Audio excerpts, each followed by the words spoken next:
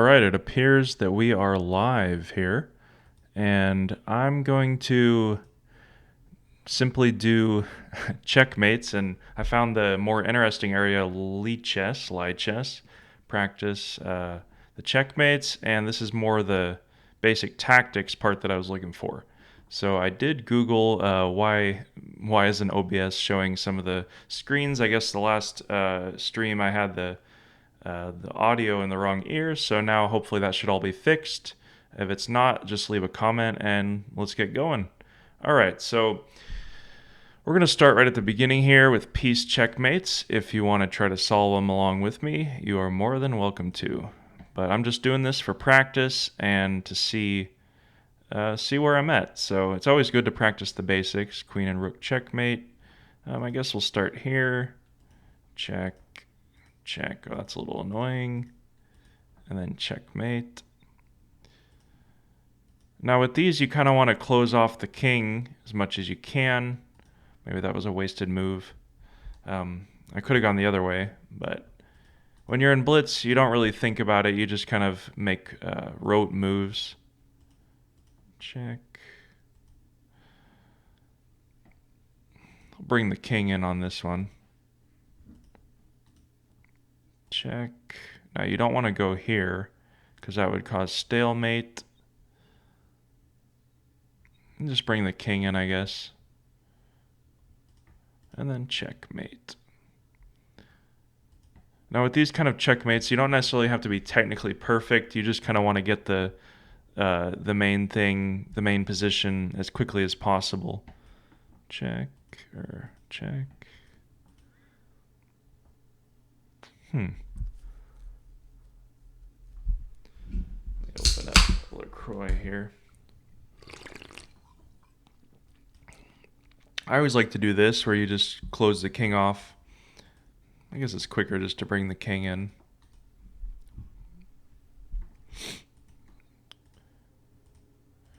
You kind of want to restrict the king to as little a box as you can.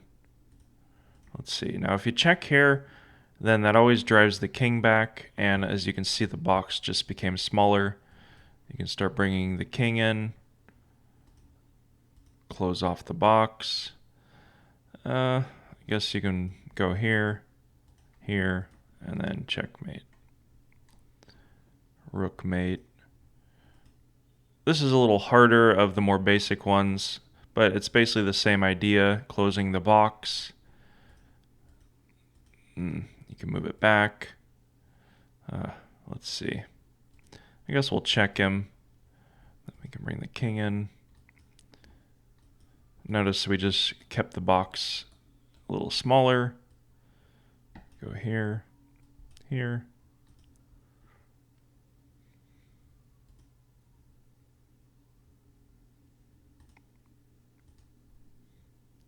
You don't want to play here because of stalemate. Or I guess, no, that's not stalemate. Back, checkmate.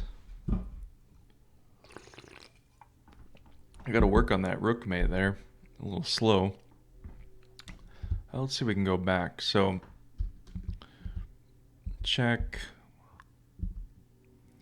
This waiting move is an important one to know because a lot of times, when you don't really have time to calculate, I would say go through all these piece checkmates and try to get them to where they're kind of automatic because it's not enough to really calculate them, especially because these positions will normally come in like a time scramble, so you don't really have time to calculate. You just need to know certain moves, and that's one I've learned in blitz where moving the rook back as long as the kings are kind of in opposition to each other, it chases black to the edge, and then you get a quick checkmate. So that's important to know.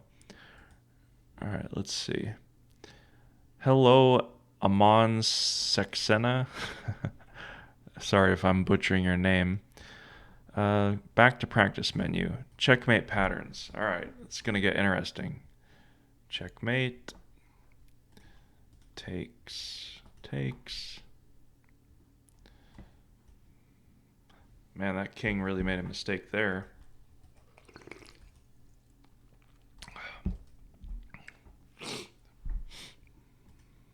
All right. The knight's covering there.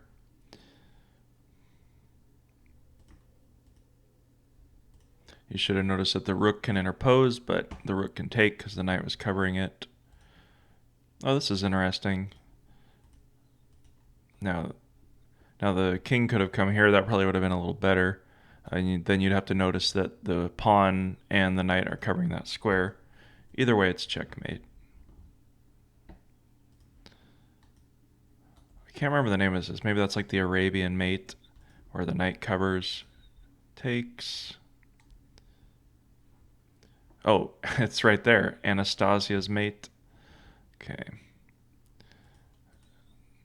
Oh, this one's good. It's kind of setting you up to learn how to do it. It's pretty cool. Let's see. A little more complicated scenario. Knight's covering those squares. One. This is a pattern you should definitely know. I just saw that check, but what comes after?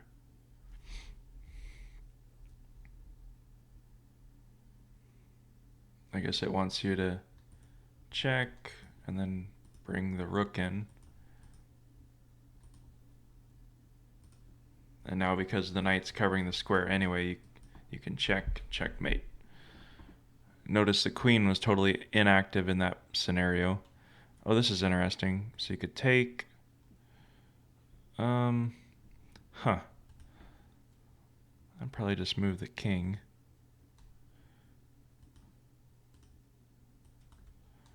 Same situation. Now let's go back on that one because that one's actually pretty educational. Now if the rook takes, is it going to let me do it? If the rook takes, you just go rook check, and then he has to come back, and you get a checkmate on there. So that was the main point of that. All right, smothered mate, obviously. Takes, checkmate. Takes. The king couldn't take because the bishop was protecting it.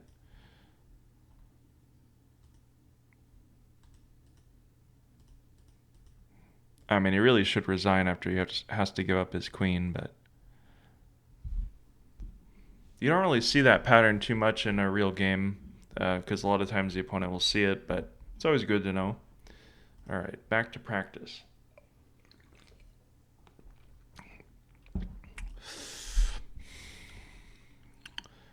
All right, checkmate. And that's checkmate there. Oh, this is cool. It's kind of an X-ray bishop checkmate because that dark square bishop. What is that one called? Oh, Boden's mate. Okay. Yeah, that one's really practical because you will see that like here. Checkmate. All right. Got anybody here? Checkmate.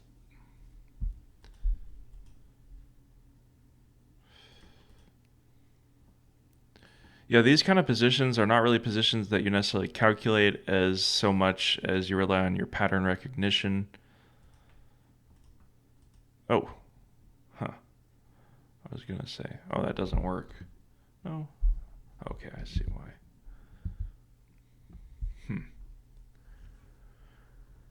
Checkmate the opponent in 3 moves. If he took with the pawn, then let's go back to that one actually, because that one I actually made a mistake on. So I thought if he could take, then he would take here. You check. It doesn't lead. So that would have been a huge blunder. And hopefully you don't cry in that scenario, but it is possible. All right, so takes.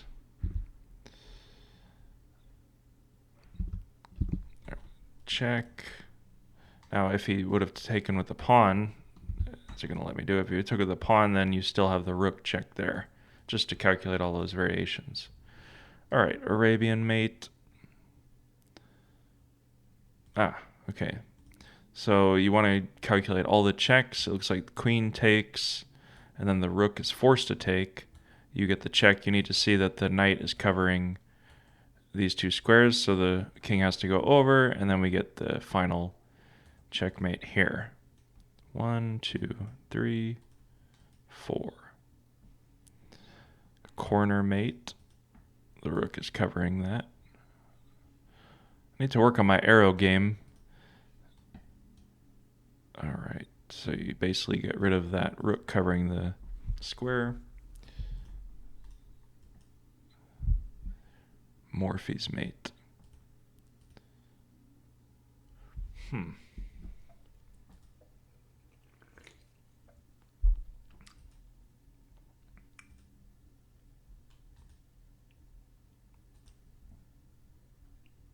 Guess you could move the rook anywhere. Maybe it wants you to go here. Oh, that's a little boring. I probably would have went to g5. Either way. Pillsbury mate.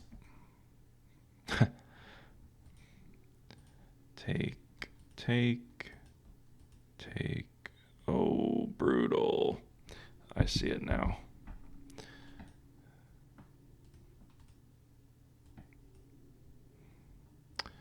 So that's very similar to Morphy's mate, but basically you're checking with the rook instead of the bishop. Okay. Damiano's mate. Checkmate.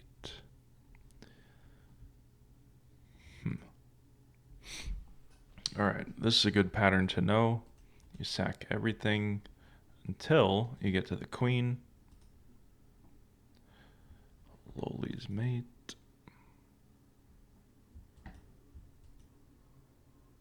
Well, he probably should have went there, but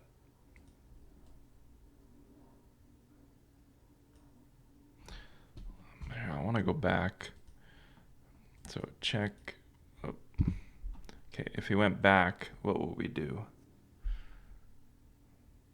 Yeah, basically, yeah. So if he went back, he has no choice because he can't move the rook, but you do get the check. All right, I see it.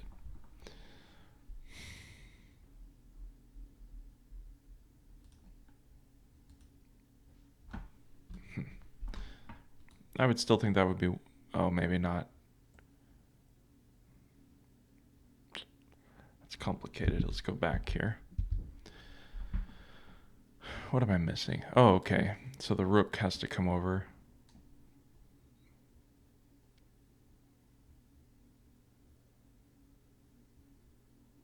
Oh, the bishop. I see. Come on, guy. All right, let's review this one because I made a mistake here. So you just pile up. I was going to say if he does the queen here, you do kind of have a similar position anyway. If the queen takes, the benefit of that one is that if the king takes, then you get checkmate right away. So the queen takes, you bring the rook over. What does he have? He still takes with a rook, but you take with check. I guess that's really not a mistake, though. Then you just bring the rook over here.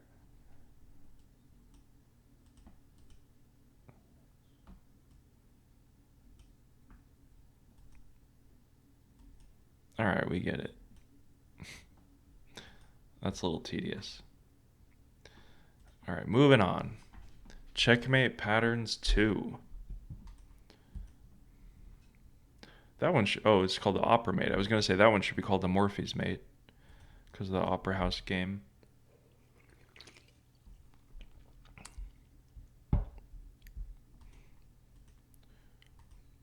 Double check.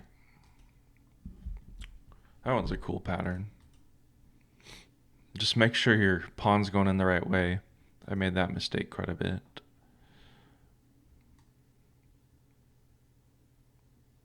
Let's see, is it black to move?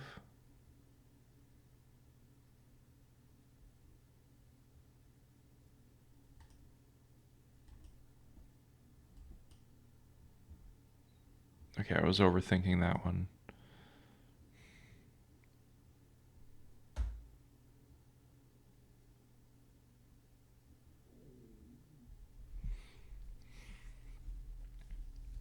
It's going to say check here, check here.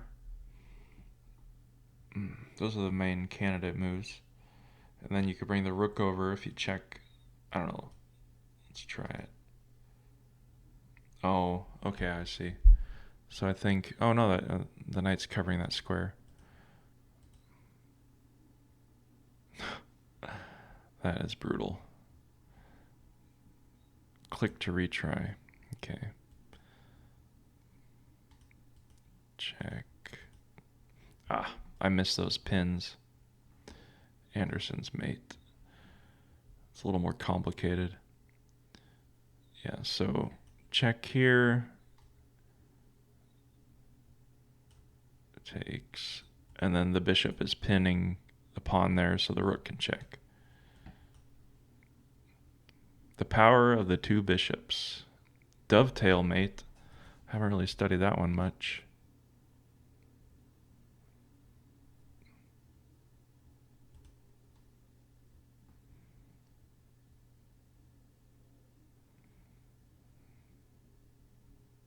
Okay.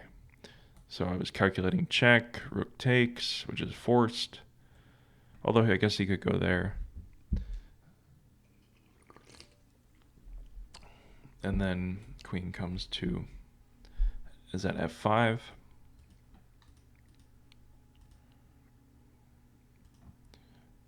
And then we get the final checkmate.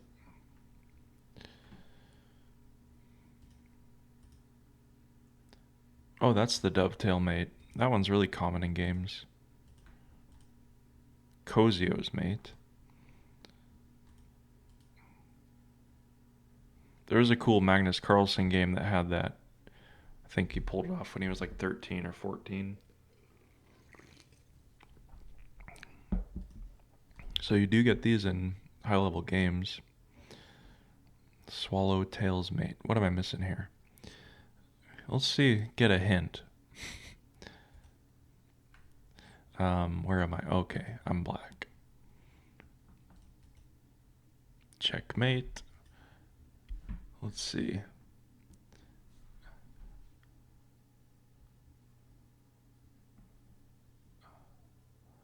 Someone said, "Hello, I'm a beginner. Please help me." Well, that's what I'm purportedly doing here, I guess. Just having fun. Epaulette mate. All right. Checkmate the opponent in 2 moves. We're black.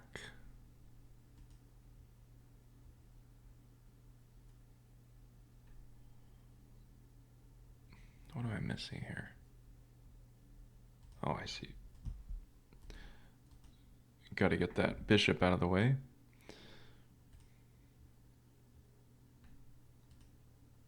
I think that is that position from the Magnus Carlsen game, actually.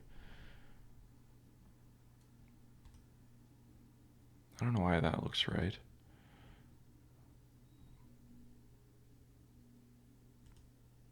I think this is right, though. You got to check. And then the queen's controlling those 2 squares. Pawn's there, bishop's there. Okay. Checkmate patterns. Suffocation mate. Check.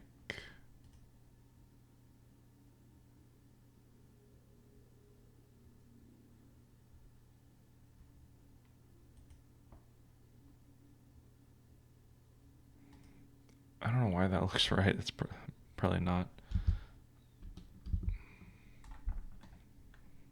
Was it just supposed to go here?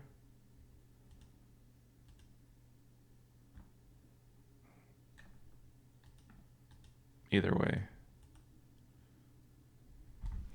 Depends if you want to checkmate with the knight or the bishop, or the knight or the rook. Greco's mate.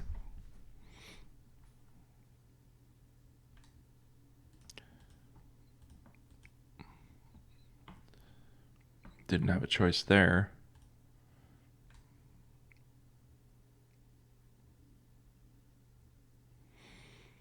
What do we want to do? There's obviously this discovered check. Okay. So notice that we can take the knight and open this file. But first we want to do a discovered check, check, and then the queen has to give itself up. Max Lang's mate.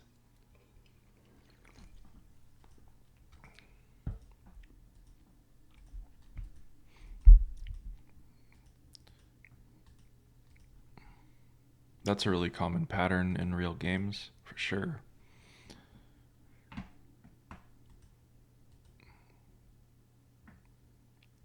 Ready's mate. Legal's mate.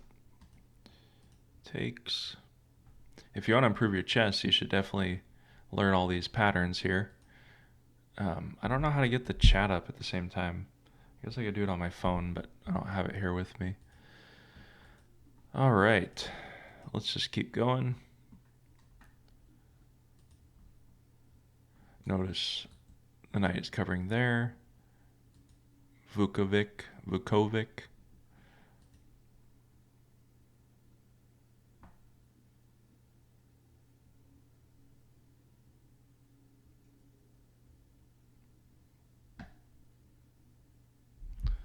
Oh, this one requires some calculation.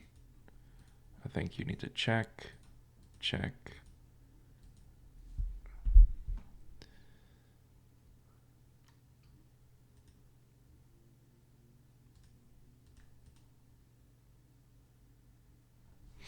All right, I'm making progress with the checkmates.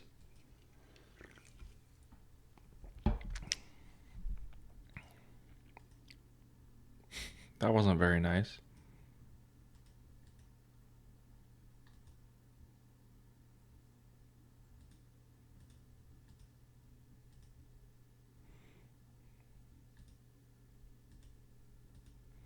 I guess we'll just get rid of this annoying bishop.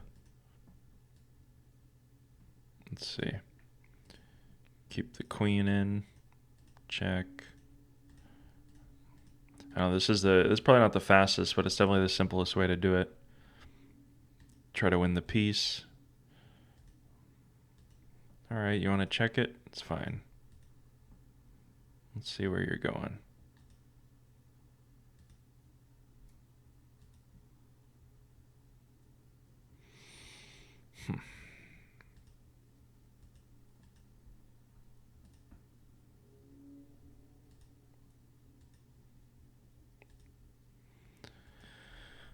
Huh.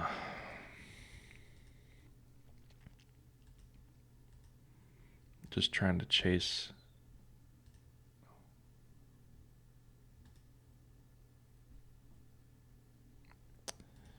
Check.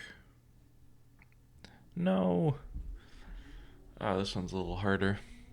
Okay.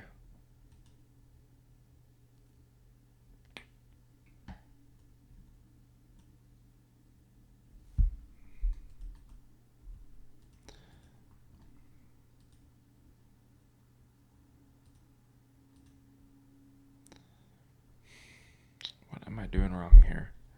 Let's see, mate and 12 if played perfectly. Obviously, that's not happening here. Knight fork. Okay, I'm gonna retry this one.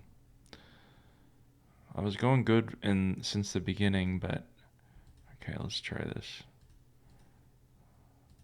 Okay, I think the key here is you just got to chase the king to the side, and then try to win the knight.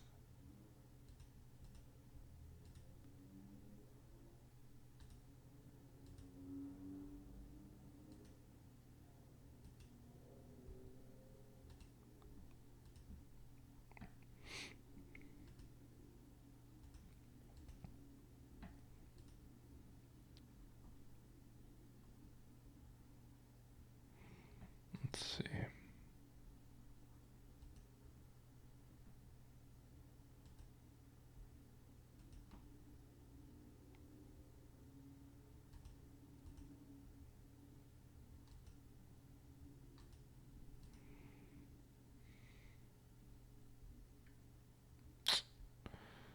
This is starting to get on my nerves.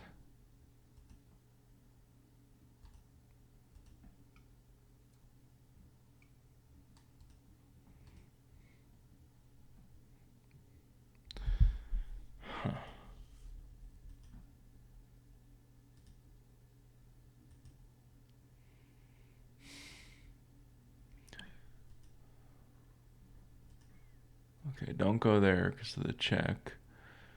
Ugh. Let's see, get a hint. See your turn. See best move. Okay.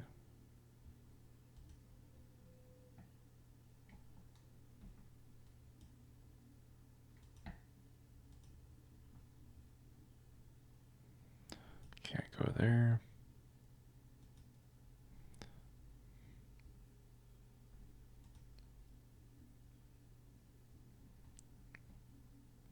The problem with this one is that you have 50 moves to mate him. Oh, this knight is annoying. Okay.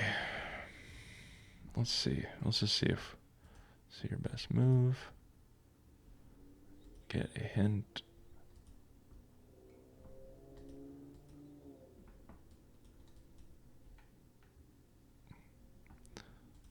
This is like one of those long and tedious ones. Okay. Okay. Okay.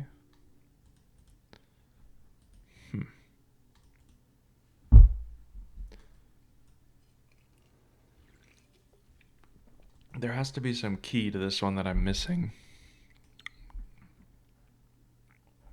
Alright, so that's chasing him a little back.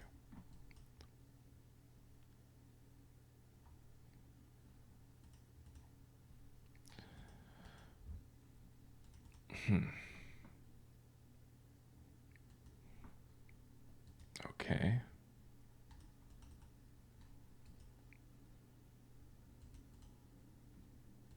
So now you can bring the king in. I would say check here. What? So now you win. Why didn't he go here?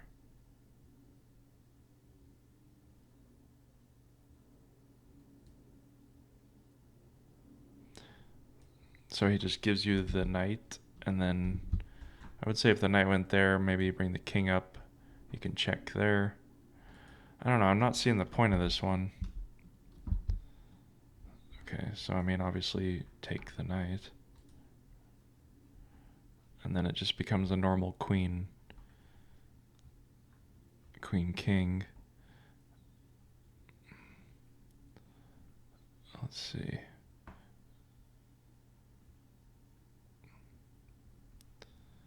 Let's go back to the beginning. How do I go back?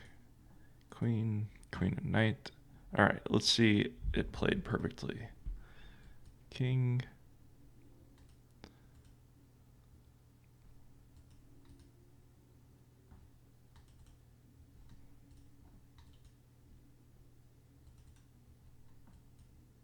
I was gonna check.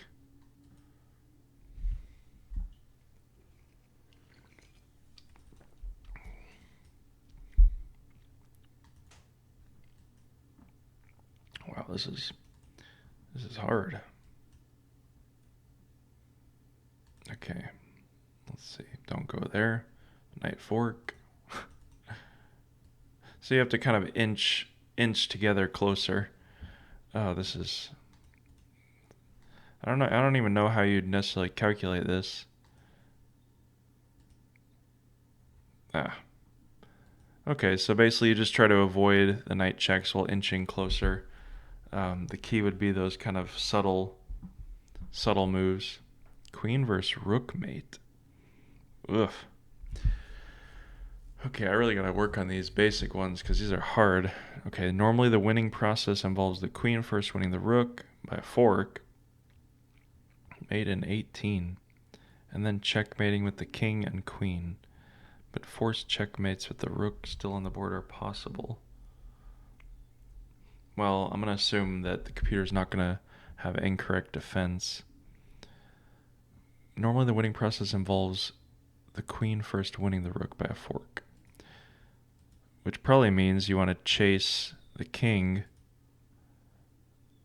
away from the rook. Check. check.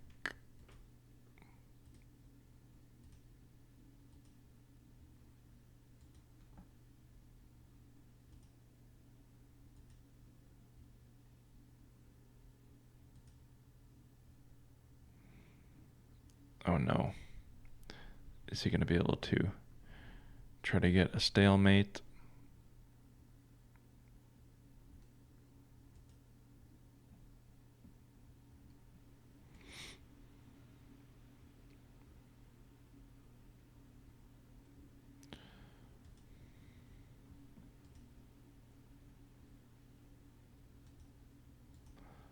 I don't know, does this work? Oh, see, if I go here, then he can check, and then I have to take, and that would be stalemate.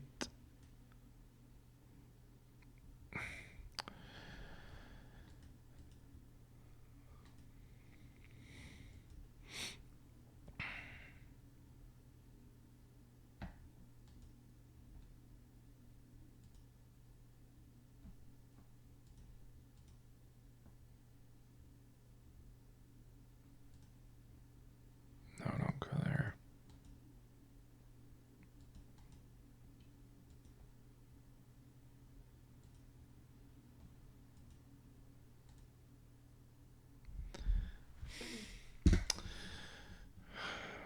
Wow, this is a hard one, practically. I don't think I've ever had a queen versus a rook in a real game. Not sure what to do here. This is just bending my mind out of proportion. It's good practice, though. Okay, let's see. Let's see what the computer would do first. Well, okay, get a hint.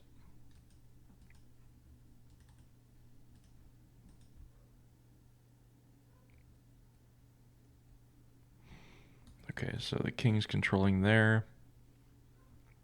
I would say probably the opponent would have attacked. Okay, then the queen could check. I don't know. Let's see.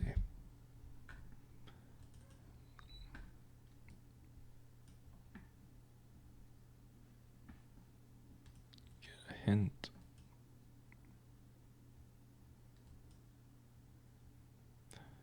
He's trying to stay on the dark squares so you can't get a fork.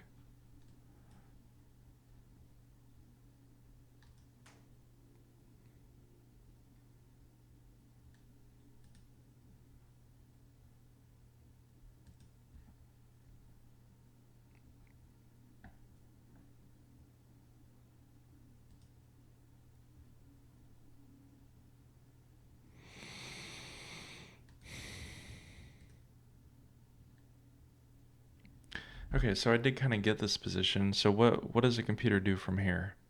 Okay, check.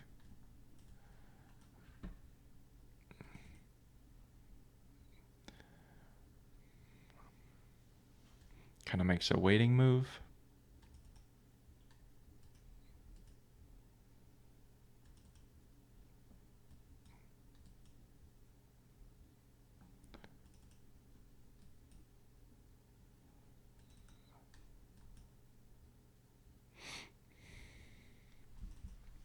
I don't know if practically I'd be able to win this in a game.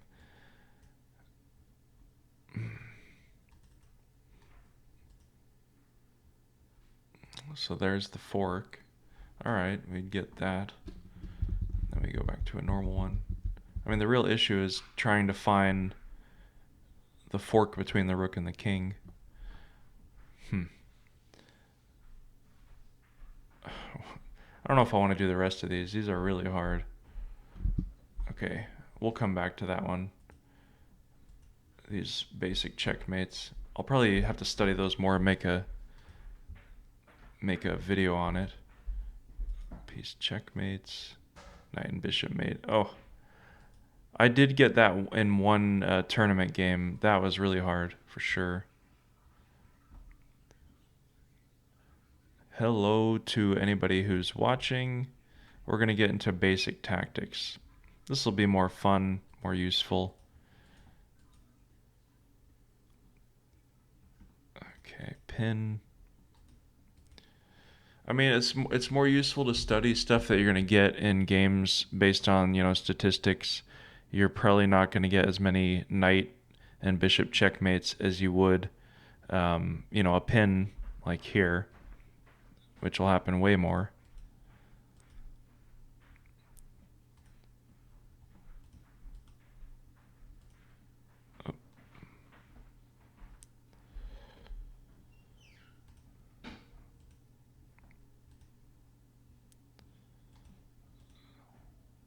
Right. Checkmate.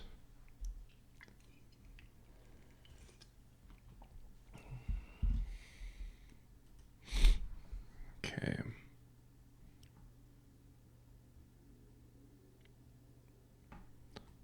Oh, that's interesting. Pins all around.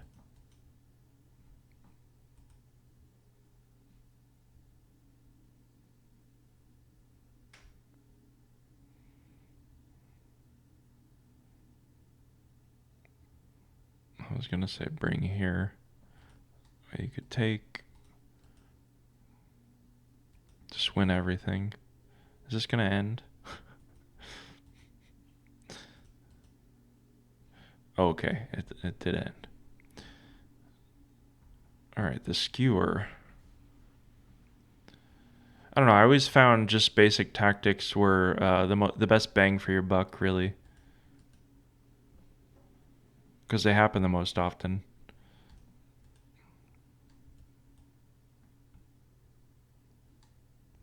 Huh. I felt like that should have gone on longer.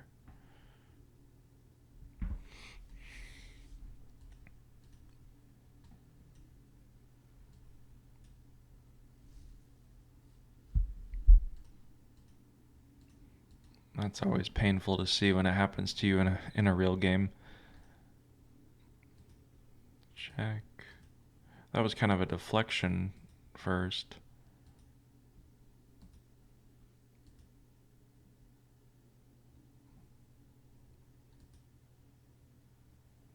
I didn't really calculate that one. Okay. What should have happened?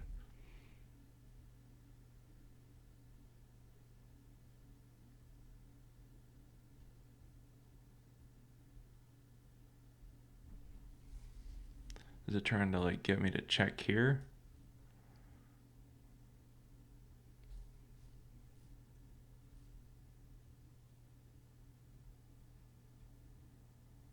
I'm not seeing it.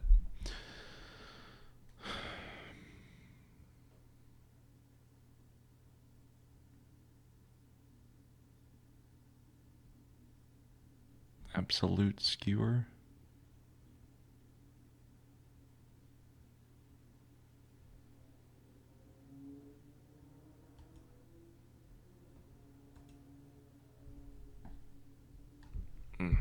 Even that loses. Wow.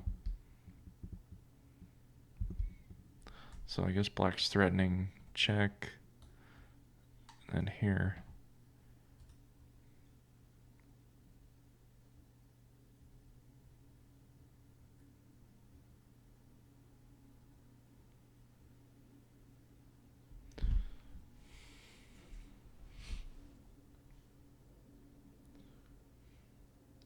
What am I missing here?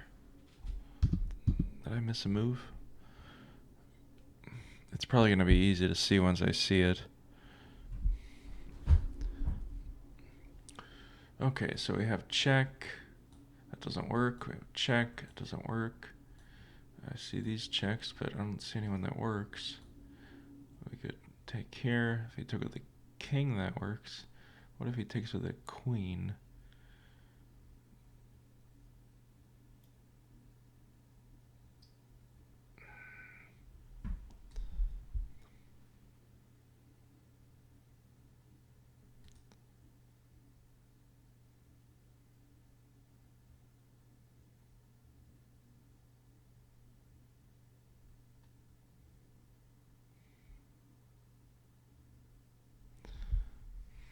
Why is this one so hard for me? I don't get it.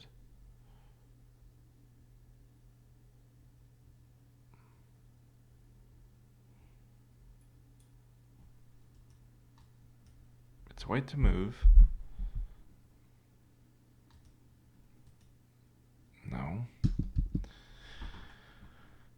Get a winning position in 3 moves. Okay, so I guess Anand missed this tactic. All right, get a winning position in 3 moves.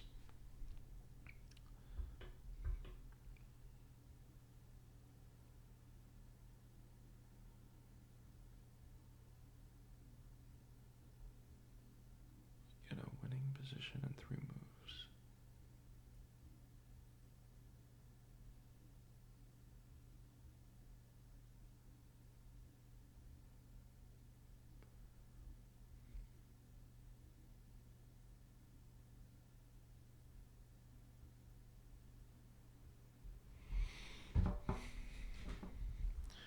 Okay.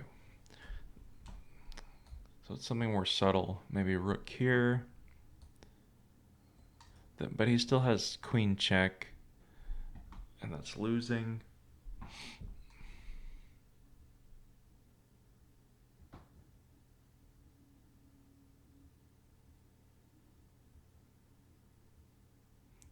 Ah. Wow.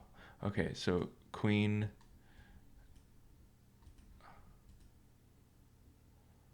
Wow. Wow, okay, let's go back to that one.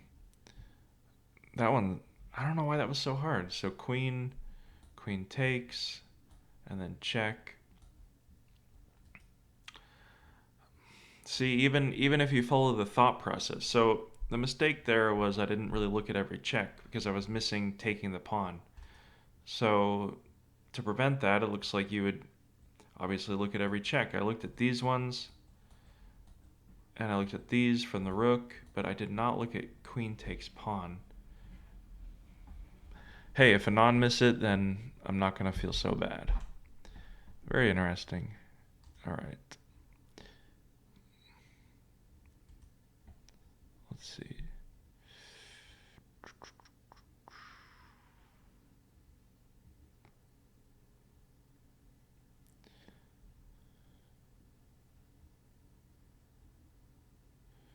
Skewer.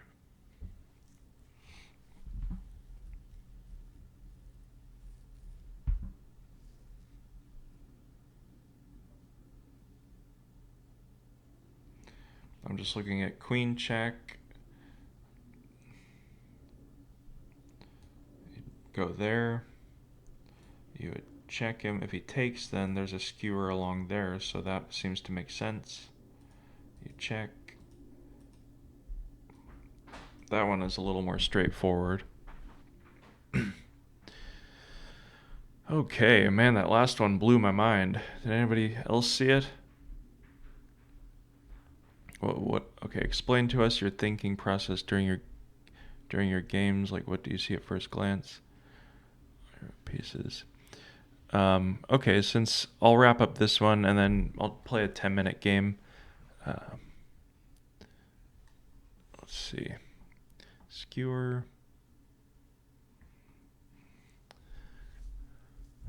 I did play a 10-minute game this morning that was quite interesting, actually. I think I'll just go over that one. Okay. So it's white to move. I'm looking at check here. Check.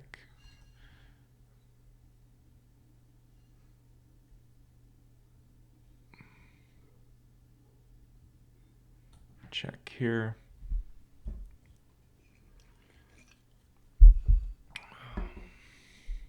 Huh.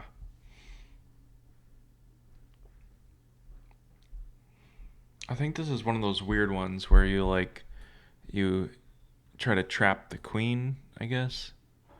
So and then he has nowhere to go.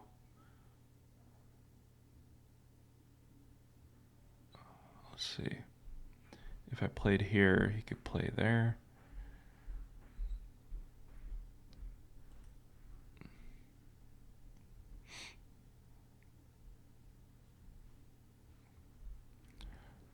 I don't know, I do think it is one of those weird ones.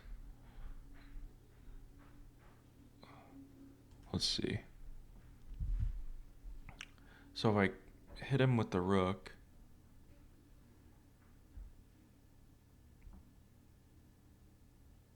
If he brings his queen here, I take the pawn. And if he takes, then I have a skewer there. Okay, so if I play here, what moves does he have? He can still check me. Oh no, that's not a check. No, that's not a check.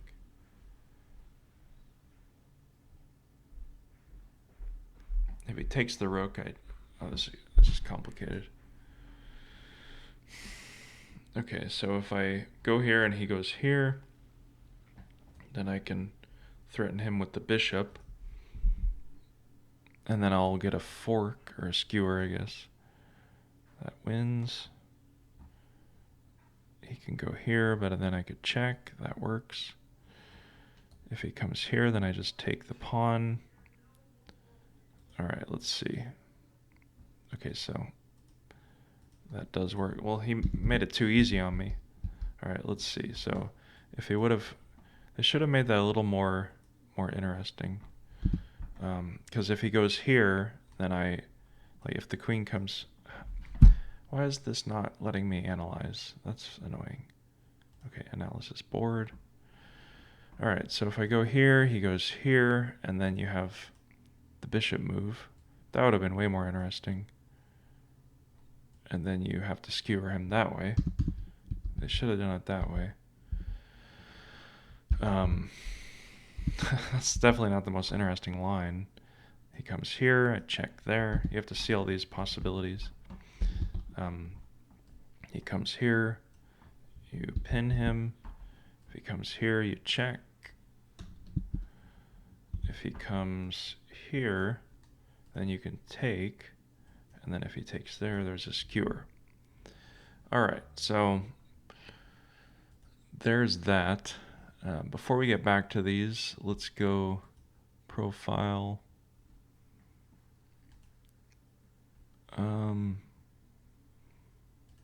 Yeah, I played this game this morning that I thought was quite interesting.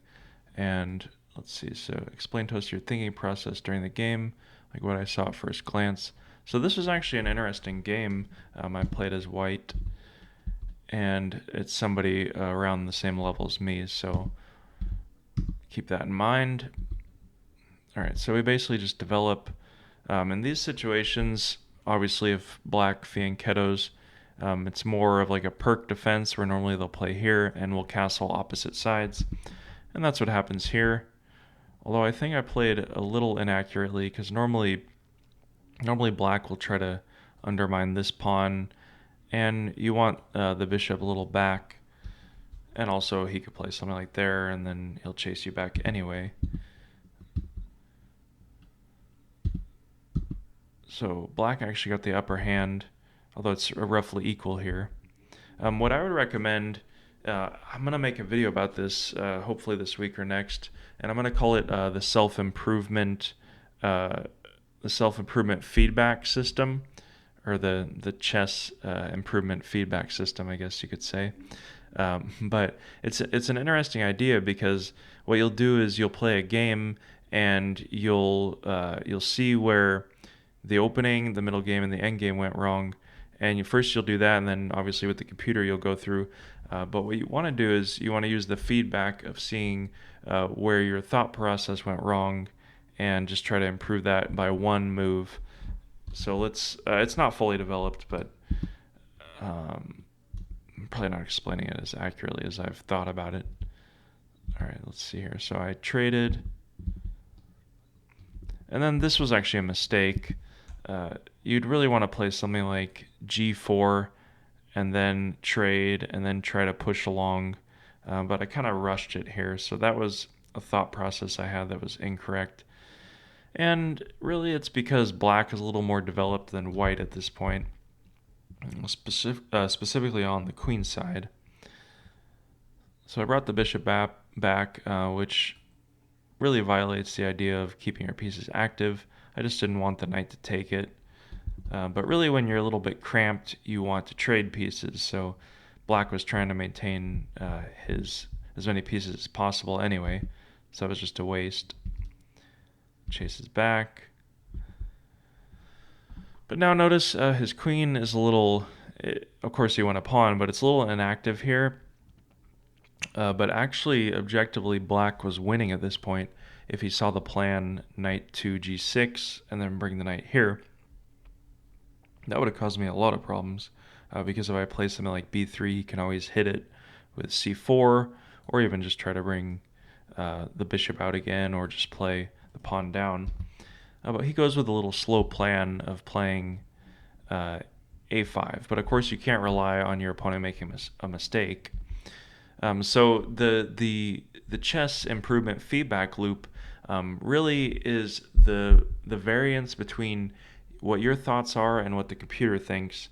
And of course, you shouldn't really uh, take the computer's ideas as absolute fact in terms of saying, oh, I should play this move in terms of moves. But what you should do is you should use it to see where you went wrong and to try to figure out how to adjust your thinking for that. Because if you just go by what computer moves are, then you're going to miss a lot of moves because the computer is going to play something it understands that you don't understand.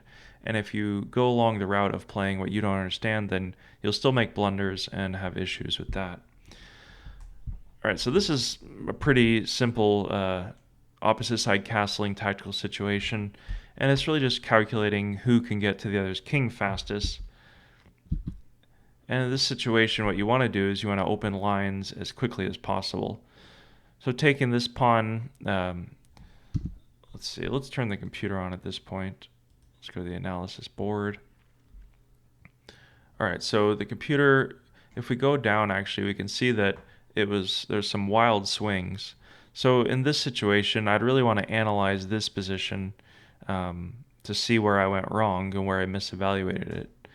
Although I knew after he took that he did have this plan, and I saw that, and I was glad he missed it, but I missed it too when I was going for g4. All right, so let's keep going here.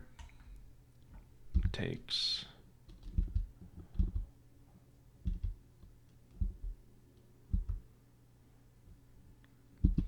All right, give me a second here.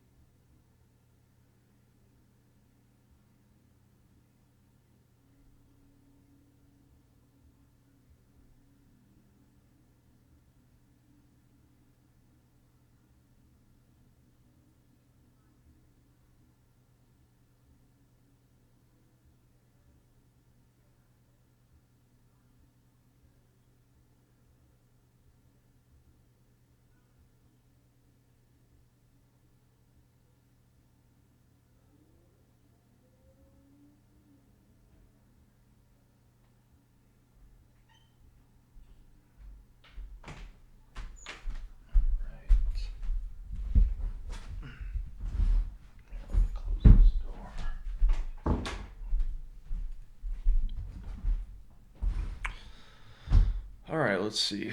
Any questions? Any queen take bishop? Okay. That was from a while ago, I could see. All right, let's get back to this game. All right, so you can see, obviously, I'm just going for the basic plan and trying to calculate as best as I can. And it's really based on the level you're at. For example, if you're 1200, then you might calculate a simple two-move tactic.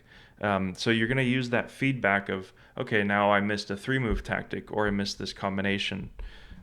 So let's just keep going here. And this is how you improve your strategy, which is basically just seeing what the ideas are. So, for example, you saw that the computer is recommending this move. That's strategically better because he's getting another piece into the game versus moving a pawn. And you have to use that thought process, not just say, oh, I should have made this move in this game, which I did. I would say I did that when I started playing, or especially using computers to analyze, which at the time was Fritz. I think Fritz, I don't know, 6 or 7, something like that. But I would plug it in the computer, and then I would just kind of go, okay, I missed this tactic, or I missed that. But what you really want to do is you want to use it as a feedback loop of how you thought in the position versus how you should think. And in this position, you could see that white versus black, I'm trying to get as many pieces in the game, and that's what I managed to do over my opponent. So I took, and now he took actually with the knight, and suddenly the game is completely winning. Now it doesn't necessarily matter if you always get like a checkmate in 4 and you could have got it in 3 or 2 or whatever. Those kind of situations, as long as you're checkmating, as long as you're making accurate moves, then you have to be satisfied with that up to a point. But what you really want to focus on is how you thought wrongly in a position, grossly, overall. So let's see what happens here. I took. Now notice, just from evaluation standpoint, I have 2 open files, a knight, a bishop supporting the rook, and the queen ready to spring on the king, where his queen's kind of over here. All of his pieces are not really active to try to attack the queen, although they could have been if he would have played here, or if he would have brought the knight here. And actually it would have went the other way. It would have been -6, and obviously the knight's going to be coming here, and he has a bunch of threats with c4 that are very hard to defend against. Let's see, so I could have played here, but then I might have been too late. It would have been a big rush, and objectively I would have been losing. So let's actually go through that evaluation. Takes a3.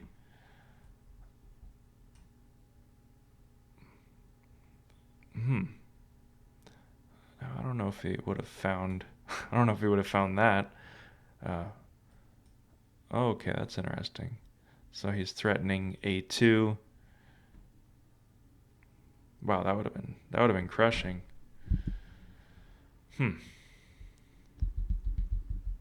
So just by understanding the idea of piece activity, you want to get all your pieces in, especially when you're attacking. And you really can't be afraid of your opponent's ideas necessarily, because they'll make you make somewhat passive moves, which is what happens here. And now it's a checkmate in 4, and I got in knight takes. If he took here, then actually I would have checked. If he went here, then it would have been checkmate either way. Although I would have had to chase him. Let's see. Oh, maybe not. Okay. I probably would have took there. I didn't see here. Let's see. How does that work if I would have... So he does there. I check there. Oh, okay. So I'm still going to get the checkmate in with the rook in the end. But instead, he goes back, and then I sacrifice the rook. The knight can't take because it's pinned, and then you get in the checkmate. Okay, so let me play a live game, and we'll go from there. All right, create a game. Create a game. 10 minutes.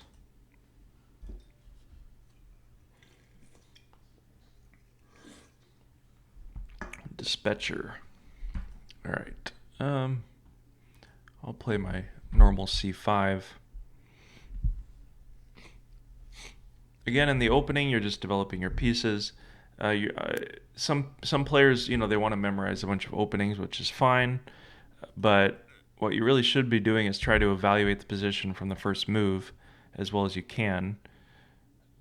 Of course, you're going to have some moves that you just know by rote, but even in those situations, you should try to keep your thinking in line with what's actually on the board, so that you'll have a more kind of cohesive strategy going into the middle game. All right. I don't really like my position here already. I should have brought the bishop out, although he could have played e5. That's what I was preventing. Bring the knight out. See, because now I can't play bishop to b4, but it's all right. We'll just have to play somewhat more standard.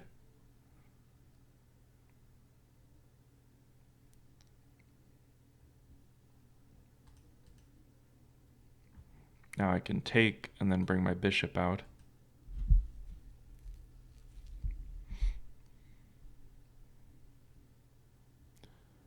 I think white's a little better here in this position because he's more developed.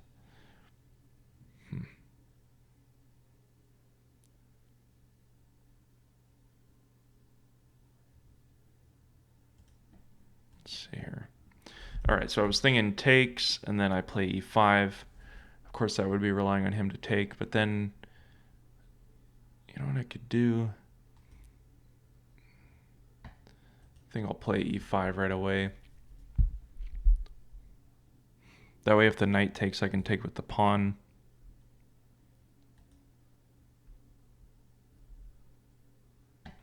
If he goes here, then obviously I'll just take there. If he moves his knight, I can take with the pawn and then bring my knight over.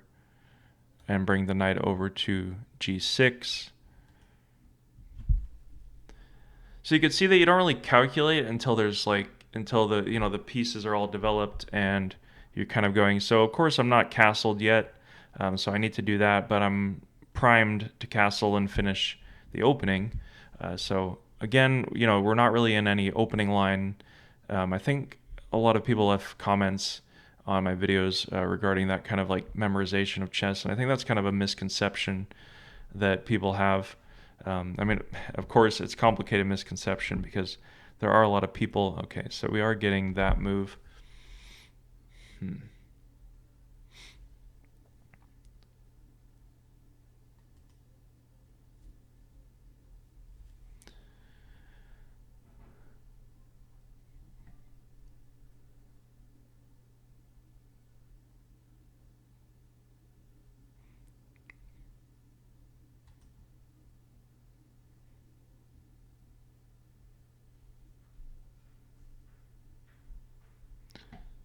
I was looking at b4.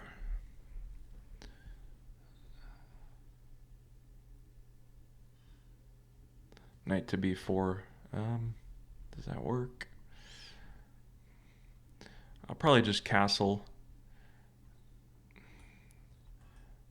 This is a situation where you kind of just want to maintain the tension in the position, see what your opponent does. He'll probably bring his queen out. But I do like this pawn here, actually, because it kind of blocks the bishop. And his bishops are really not the best right now, so he'll play here.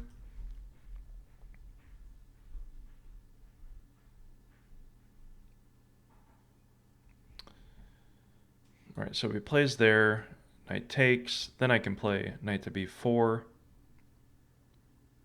I think this will be interesting. All right, let's say I take here. I could check.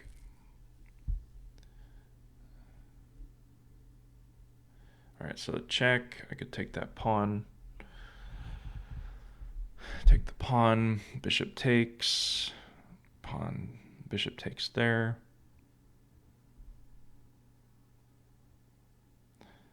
I don't know. This is getting messy for sure.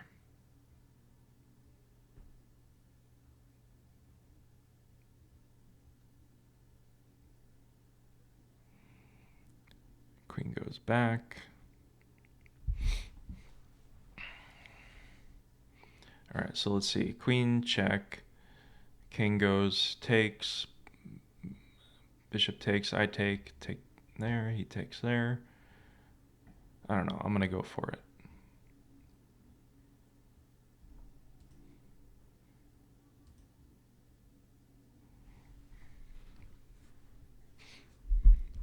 Could be a horrendous blunder, but I think I'll come out okay.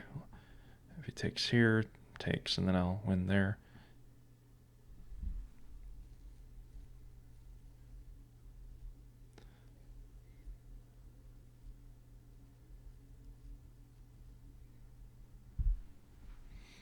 I mean, he could take. Let's see here.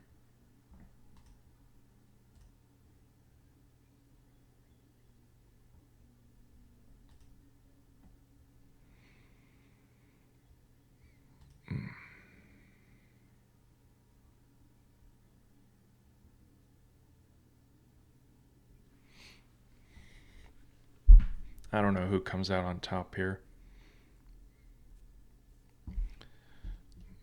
There probably was some complication, but he kind of went for the line that I was thinking of.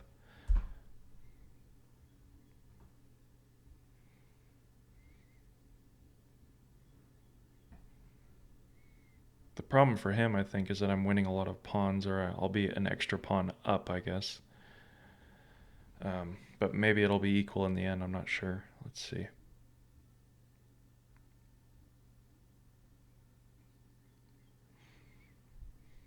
The one drawback of this position for me is that if I am a pawn up, he will get some counterplay because he can bring the rooks in um, and have, I guess, some kind of kingside attack. I gotta watch out for that.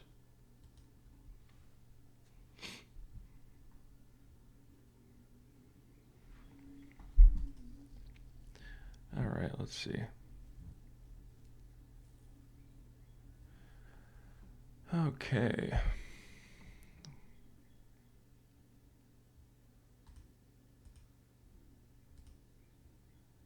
Take there. Now I'm hitting this pawn and that pawn. If he brings the rook in, there's also a tactic now where I can play something like here and then check. I mean, it's kind of out there, but it could happen.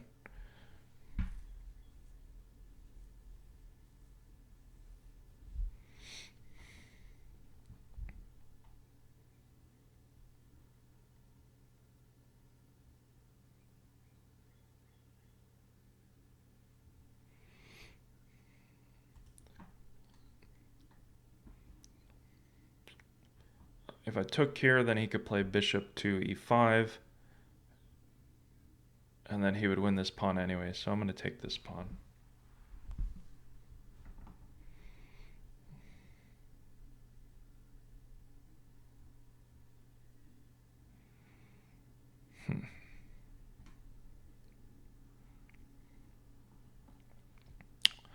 Alright, I gotta be careful here.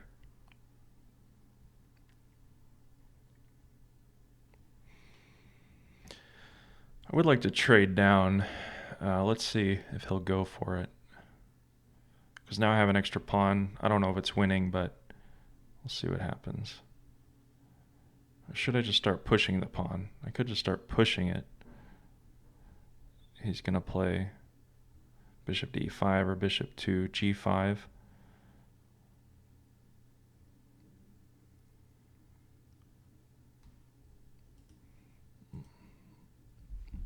Let's see what'll happen here.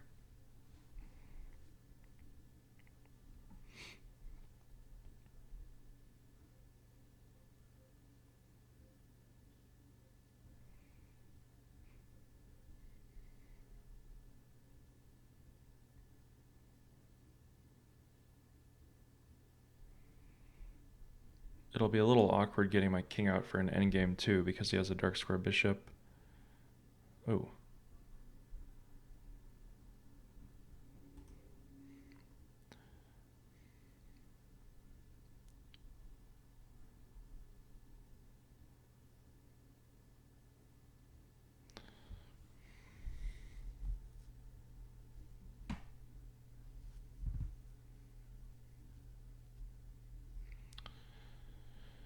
All right, so he is... I can't take here yet because then he has the tactic bishop to d6. Although I could play knight here. I think I'll bring the rook out. Oh, dang it. Oops.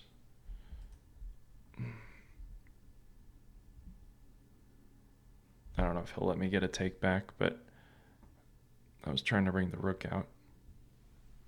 If not, we'll make do with it. It's not a bad mouse slip, but... Okay. There we go. He can't play bishop to g5, I just saw, because I could play knight to e4, so...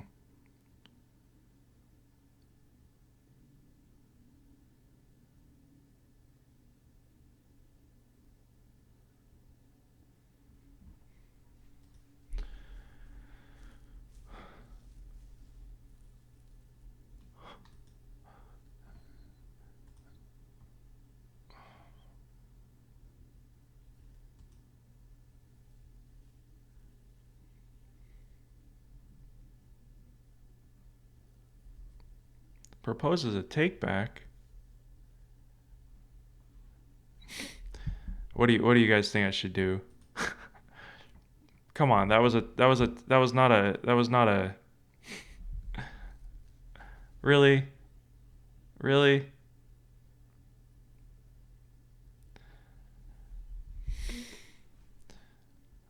I think that was a tactical mistake. That wasn't a mouse slip.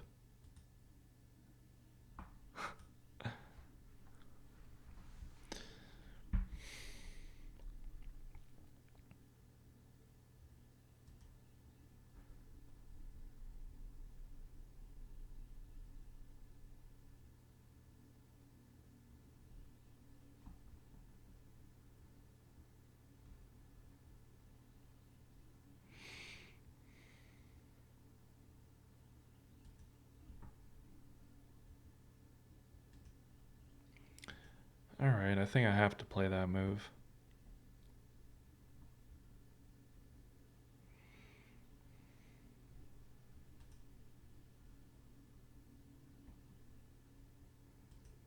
A draw?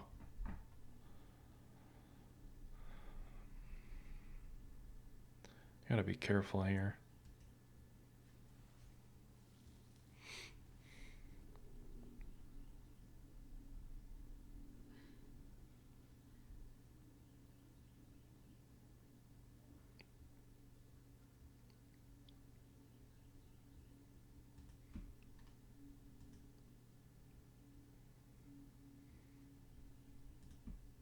I think I have a tactic here.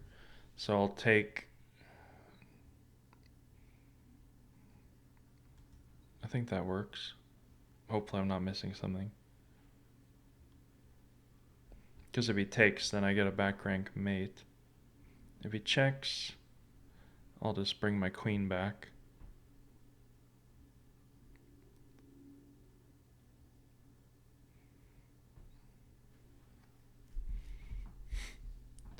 Okay.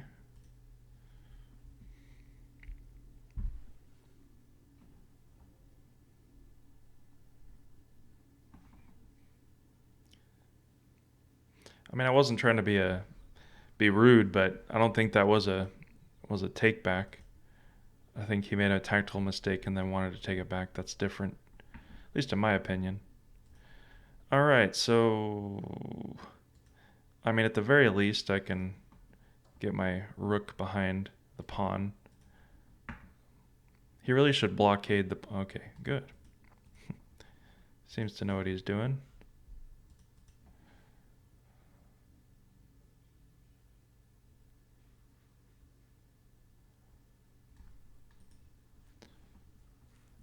Let's see.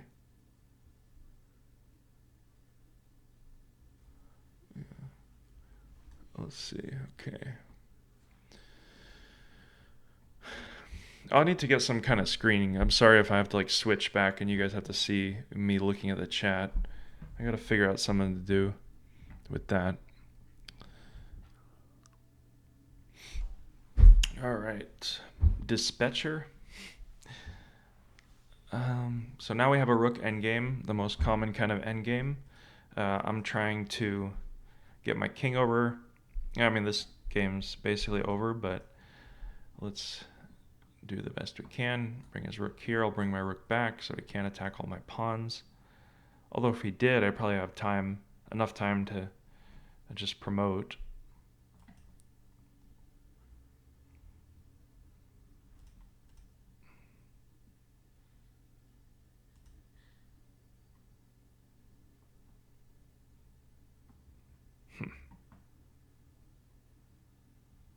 What do I want to do? This is going to be annoying.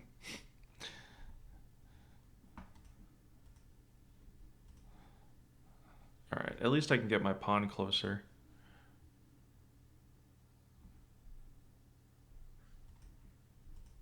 Now that my pawn's closer, I can kind of let him... Oh. Alright.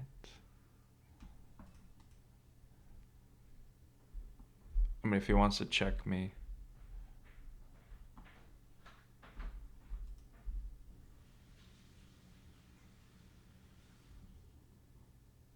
Let's see. Not sure what I want to do.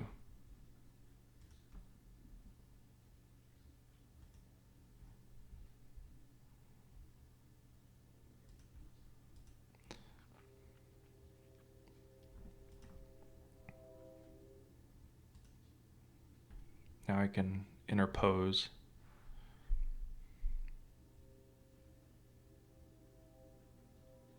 Which means put the rook between the rook. All right.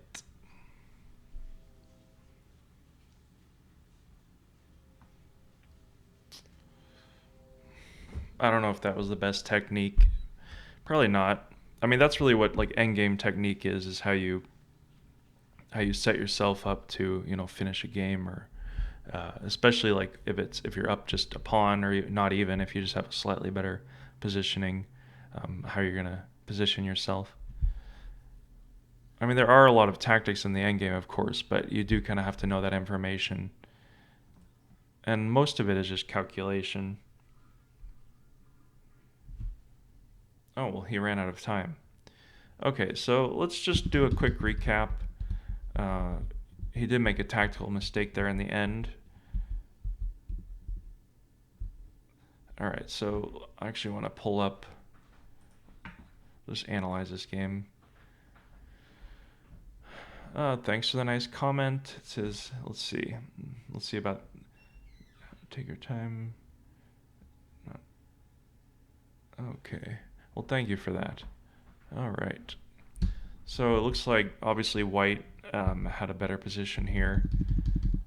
And that's just from the slightly better development. Yeah, so I did say he had a better position at some point in these moves. And he did. Um, from my slightly passive development. I was talking about, let's see, so I did play here. The computer's saying, yeah, so I should have played d5. I just felt that d6 was a little awkward, and it did give white an advantage. So that move was a mistake in the opening.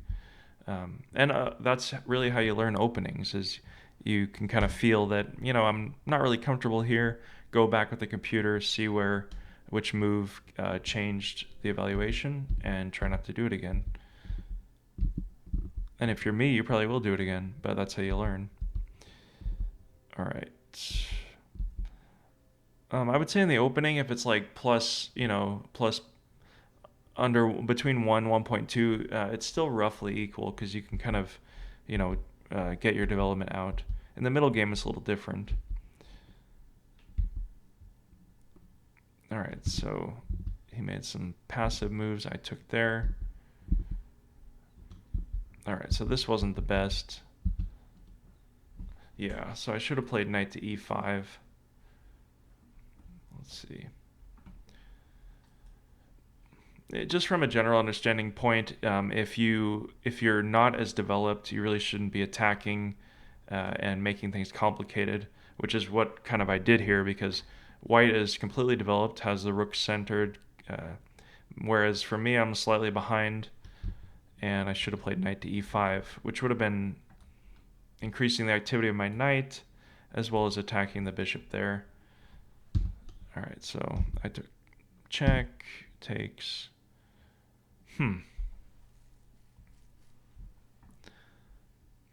So actually, he could have just played rook to b1. Takes. Let's say he plays there.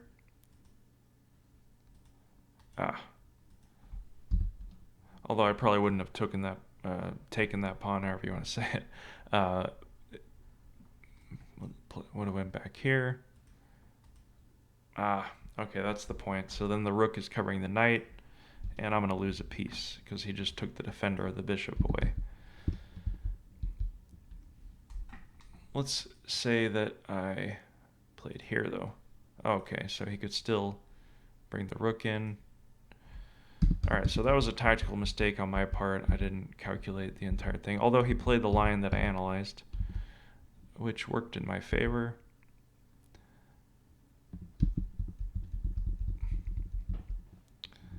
All right, so let's analyze this point here. When of course, I made a tactical mistake, but I made a tactical mistake because I also made a strategic mistake of understanding. I should have just played knight to e5, understanding that my development was behind, and that would have prevented me from making it complicated, but I did anyway. So objectively, I was lost at a certain point after queen takes b2, and now he kind of went wrong here. All right. So those moves are pretty good. Just keeping my pawn advantage. Let's see if that mouse slip. How bad was that? Not too bad. Equality. Yeah. So his move was definitely a tactical mistake. I think he meant to play bishop to g5. Takes. Let's see. Queen. Interesting. So I could have just started moving my pawn here. Takes. Alright, that move's good. You know, the point isn't necessarily to play what the computer plays. The point is to play moves that you understand in your own thought process, and to, you know, follow along logically with that as long as you're not making huge blunders. But even the little blunders, you know. Alright, so that worked. Alright, let's kind of... So I did play that. Of course, you always want the rook behind the pawn.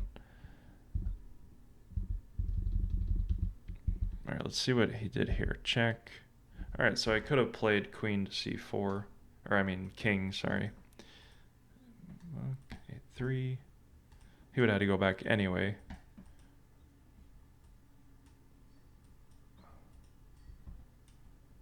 Alright, so that would have worked out in my favor. I should have calculated it, but I didn't. Alright, game over. Alright, maybe I'll play one more here. Looks like there's some people here. If you have any questions about a position, let's see if I can just play somebody around my level anyway.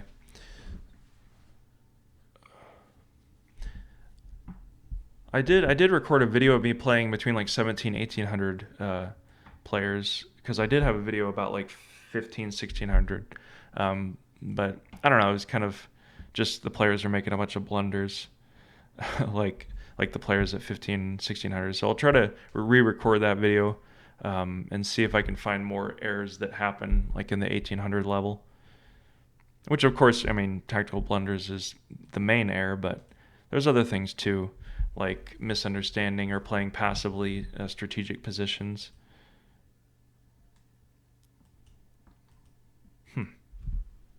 I know this position, but I normally know it without the knight on c3. Let's see. Oh, this is an 1800 player. All right. He'll probably bring his knight out, or not.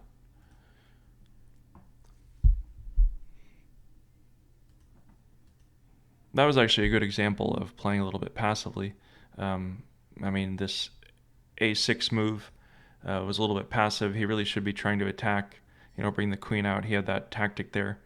Although I do know this position, so... All right, this game's turning out better than I thought. So he's playing a little bit passively. I don't know why he didn't castle or at least play h6. Let's see here. So obviously he's going for there. All right, how do I want to play here?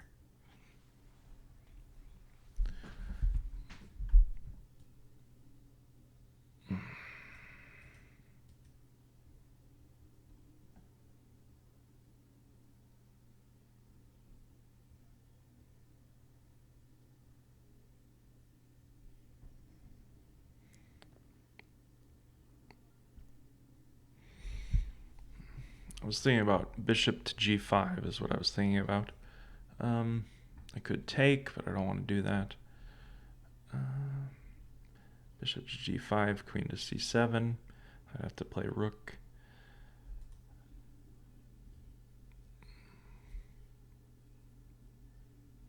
I'm going to play bishop to g3 because after Well, I guess that still doesn't work. Bishop to g5, he could play here, but then I'd take.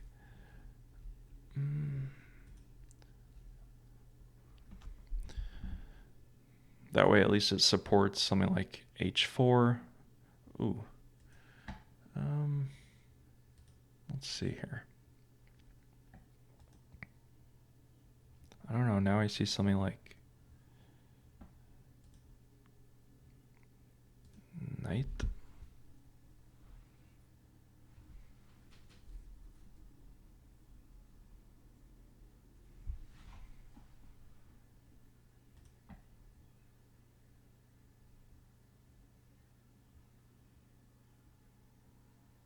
I can bring my queen in.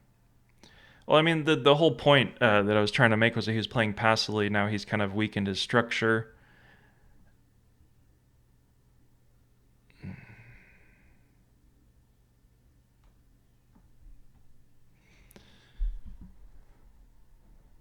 Huh.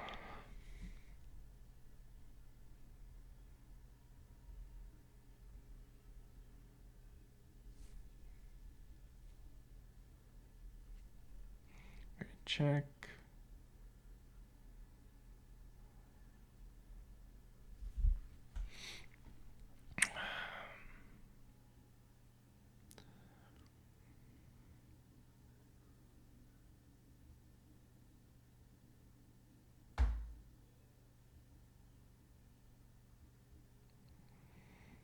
I could check and then bring the knight in, but I don't know. Let's see.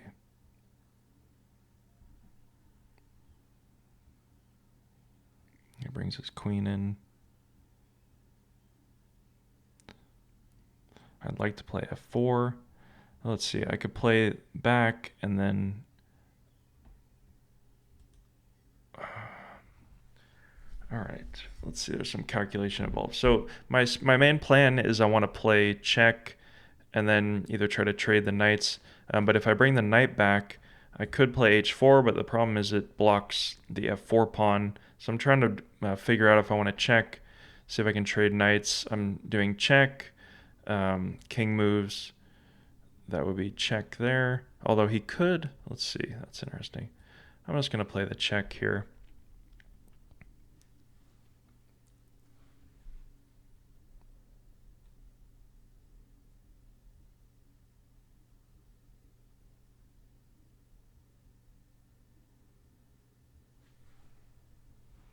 Because I'd like to keep the knight away from this so I can move the king and then play f4. Although if he brings... Okay, so he did bring that out.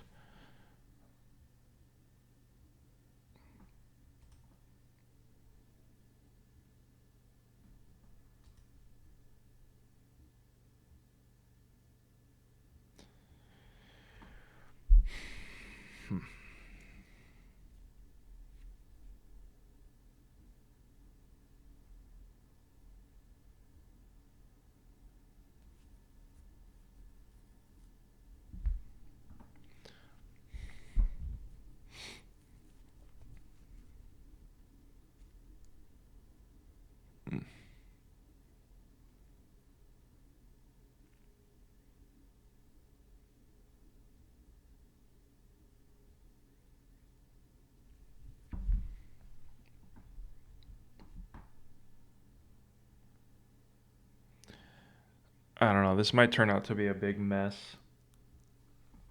Okay, so all right, let me describe what I'm calculating. So I'm calculating to play knight here. Then if he plays there, because if I move the queen or if I move here, then he can pin it. Although, let's see here. Also, I'm sacking here too. That's a possibility. But if I move here, then he can attack. And then it's just, I mean, I'll probably keep my pieces and survive, but it's just kind of passive. So I'm actually going to play here. Let's just go with it.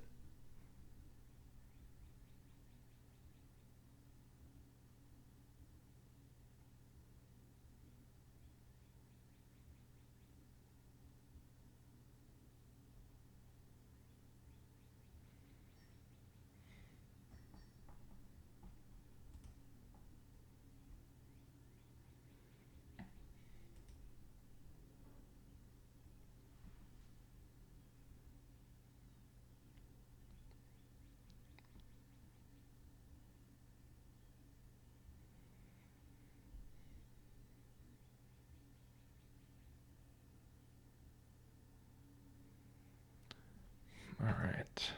I don't know. This could turn out to be a big mess.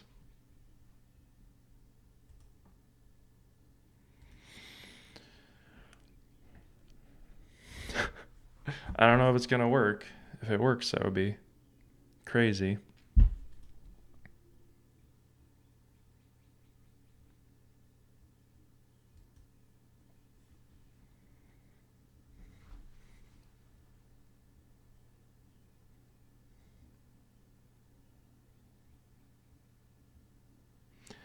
Man, I should have calculated more.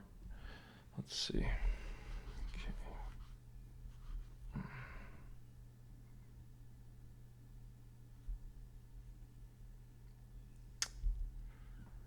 Okay. At the very least, I'll get a bunch of pawns. Um, I am trying to calculate checkmate here, though. All right, check, back. It doesn't work. Check.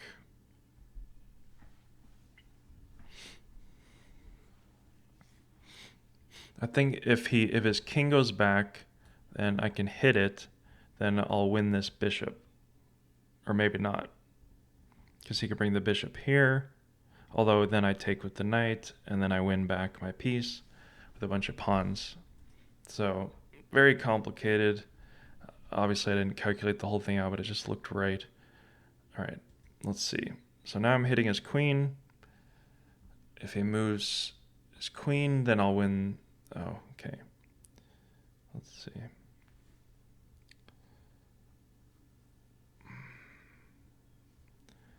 Doesn't necessarily work, does it?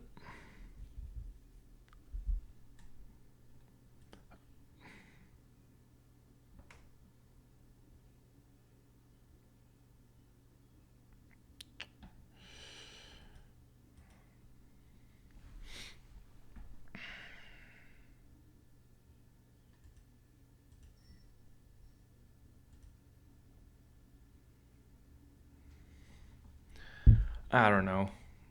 It didn't necessarily go in my favor. Oh, well, he just gave up. I hate when they do that. I also love it, but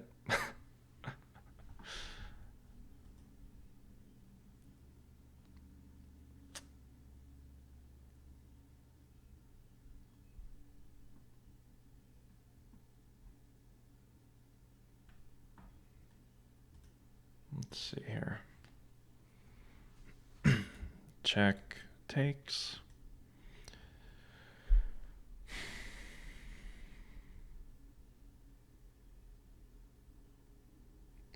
I'm down on time as well.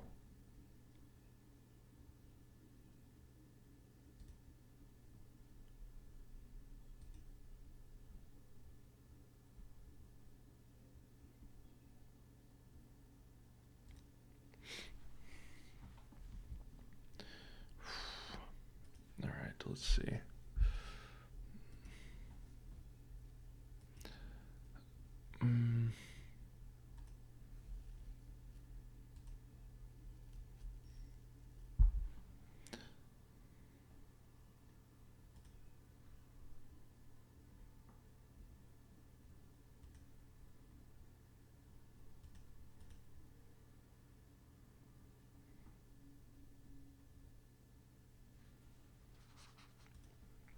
All right, let's see. So if I could win one of those rooks for a pawn, then that would be good. Gotta be careful though.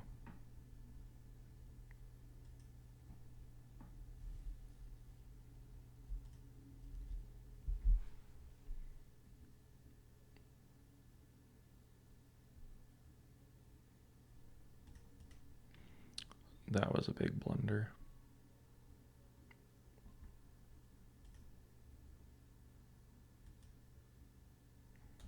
Threatening a fork. Takes.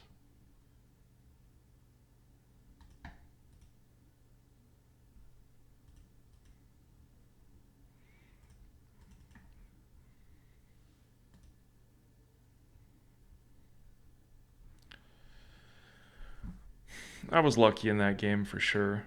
Although I still think objectively, if he didn't give away that bishop,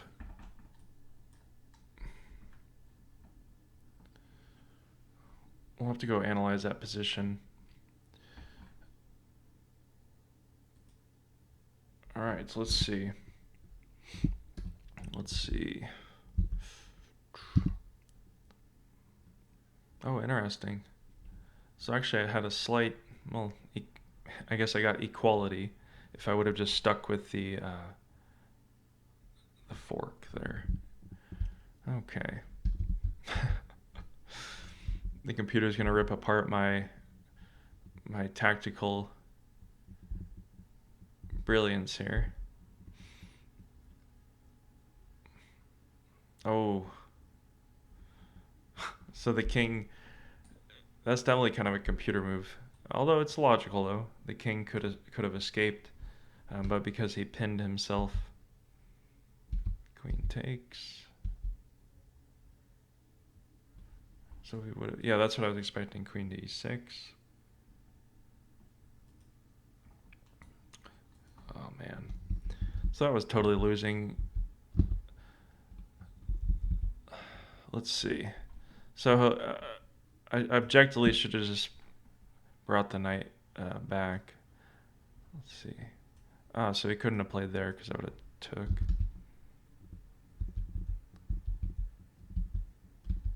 Yeah, I went for some speculation for sure.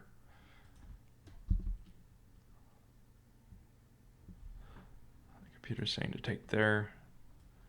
What's the final point? It's hard to calculate. So yeah, he would have won a piece.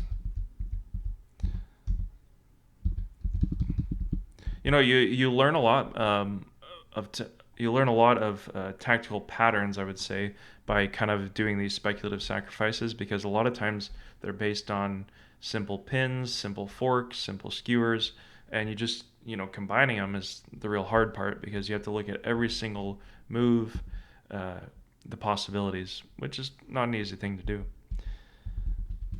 Okay, so I was doing pretty good. I should have played knight to g6. Let's see. So if he would have pinned. Ah, I see. So I should have had an in-between move where I attacked his rook.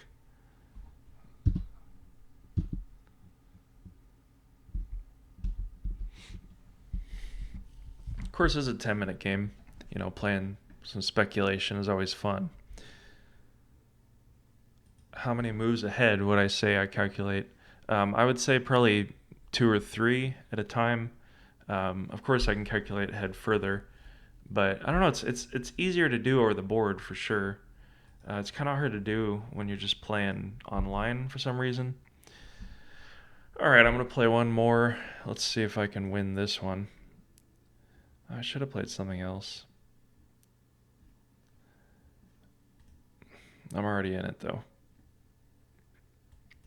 All right, let's go for something a little different.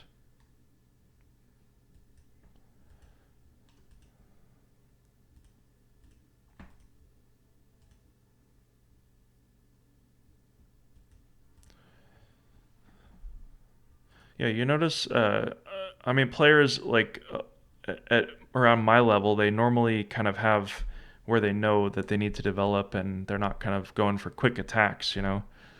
So, mm,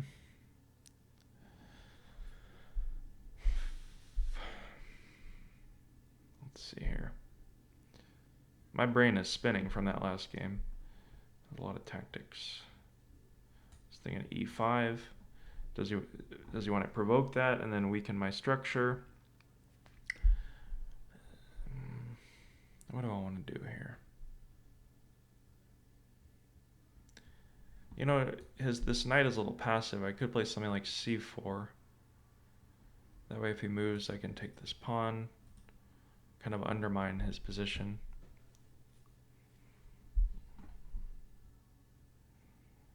I don't know, I mean, right now I'm not really calculating. I'm just kind of playing moves based on intuition. Oh.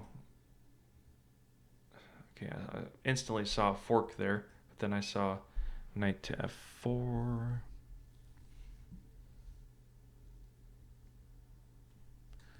This will be interesting, though. Let's say I take. I hit his queen.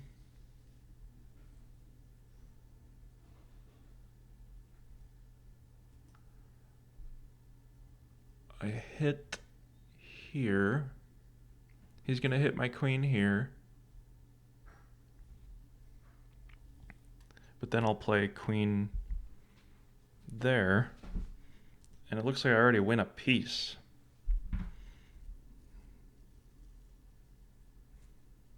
It looks like he's realizing he made some mistake, because now my queen is covering the bishop. You always need to be tactically aware in the opening. Because of these kind of situations, they present themselves and you only have a move or two to take advantage. You have to be accurate, though. Now, I'd say the reason in the early, or I guess late opening to early middle game, you really kind of want to be on your toes, because there's so many pieces and piece movements that those kind of tactics, that really, I would say that was one of my main frustrations when I was like trying to get from 1600 up, is I would just miss those kind of tactical mistakes in the opening by opponents, because you would kind of say, oh, they must know a line. I don't really understand it, so that's a line. I'll just try to play something solid. Whereas, pretty much there was one situation where an opponent literally gave away a piece. All right, now I'm calculating. And I just thought it was a book move, and so I didn't take the piece. Looking back, like, it's retarded, right? All right, let's see. Do I want to go here or here? He's hitting my queen.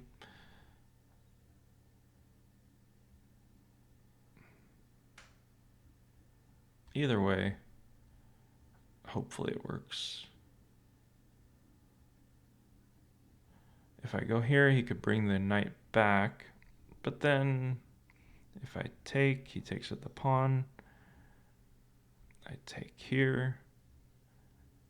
He takes with the bishop. I take with the knight. I don't know. I'm just going to go here.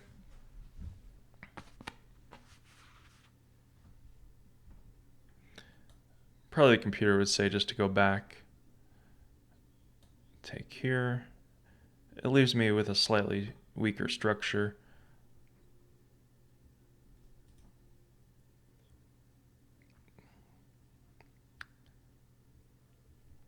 Although that would be funny if I went back again. Because now I don't know if I wanted to play queen to d7. Do I want to allow him to do that? Because if I take here, he takes with the pawn. I take. Bishop takes. Knight takes. Queen takes.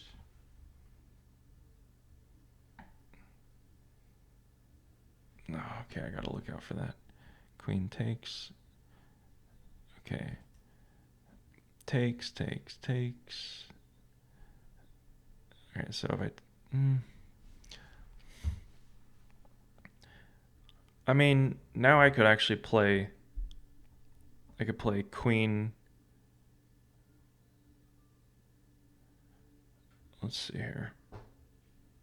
I could play queen. Queen to d7. Let's see.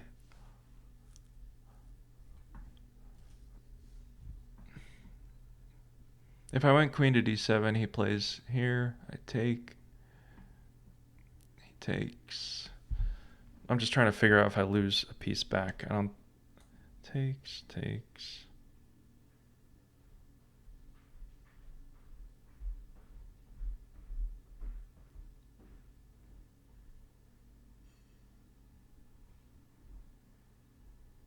Yeah, I would, because he could play here. So that doesn't work. I'm just going to go back. Because now the fork stands and he doesn't have a move against my queen. Now he can't play here. If he just plays there, I'll just take. If he just plays here, I'll just take anyway. So works for me. Yeah, I would say most yeah, I would say definitely most games are decided by tactics, and some people would even say like positional weaknesses is just long-term tactics. Um, although games like Alpha Zero and all that stuff are really incredible because they do kind of give away material just for some thing that seems like it's not even tactical, and it still works. So, well, obviously I'm going to take.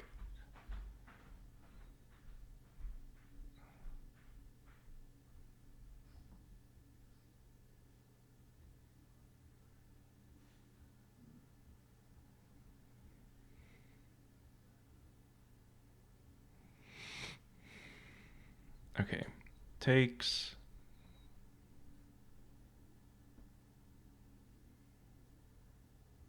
I think that still works. I don't know. Let's find out.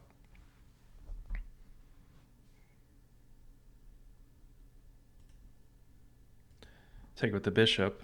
Now if he takes with the rook, I take, and his bishop is hanging. If he takes, I take, and then I can.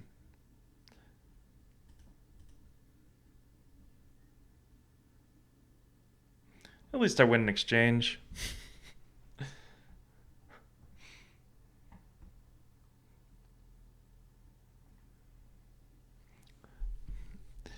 That was probably a. Okay, so he resigned. If he takes, I take. If he takes here, then I'm covering it. Although, let's see the line there. So if he takes, rook over here. Let's see. Oh, okay, so I missed that. The queen comes in. Now I keep all my pieces. Otherwise, if he doesn't do that, I just move my queen. So I can keep a whole rook up. Wow. All right, so where did he go wrong?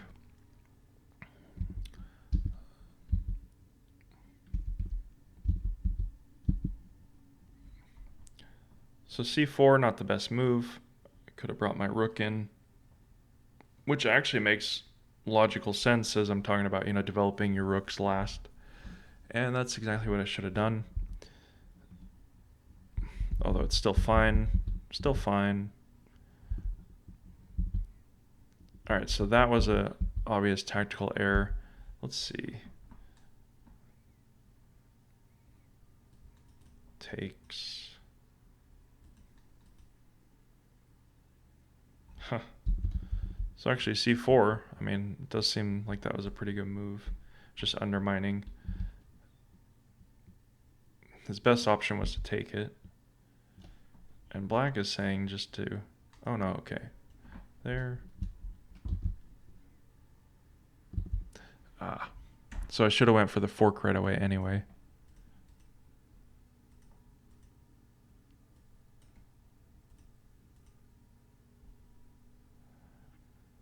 Objectively, that wins a pawn. Let's see. So if I would have... I played there and then he attacks. So he had some in-between moves. That pawn would be a lot harder to... Huh.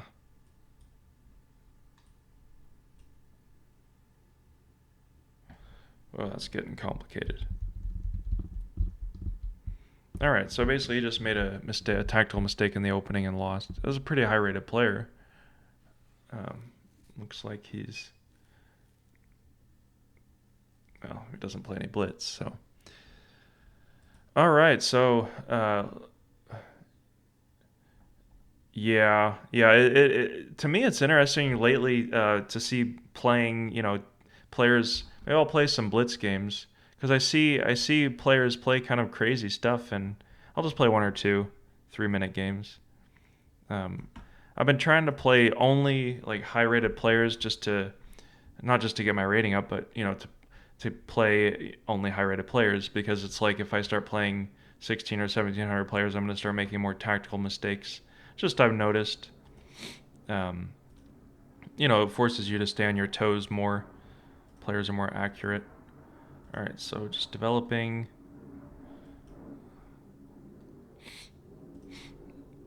play here? I probably should have played bishop to f4. Huh.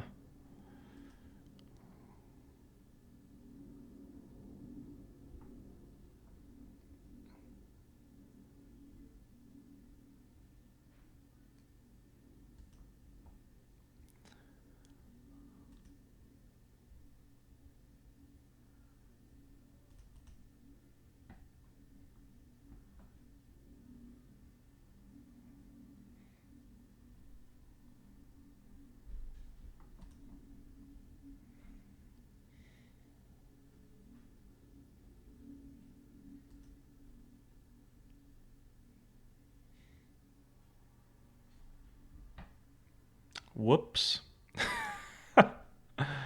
Okay. Let's see. That was not good. I'm not paying attention here. Yeah, I'm definitely going to lose this game. I don't know. Let's see if I can salvage it. Just dropped a piece.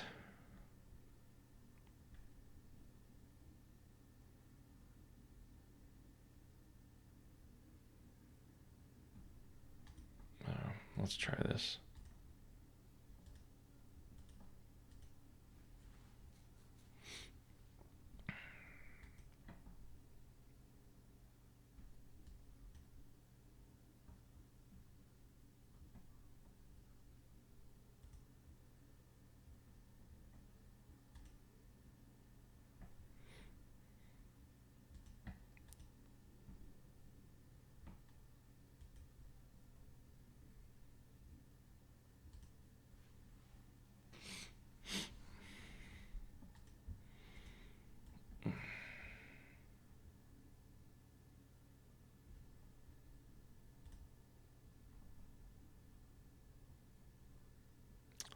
I don't know. I'm just going for a lucky shot here.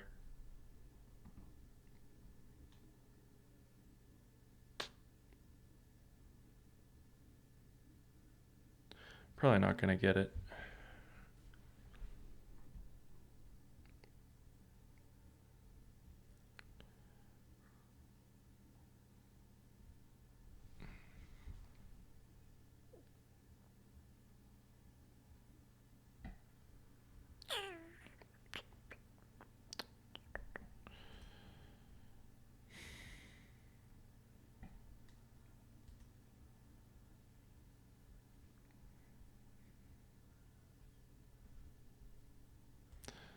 Let's see here.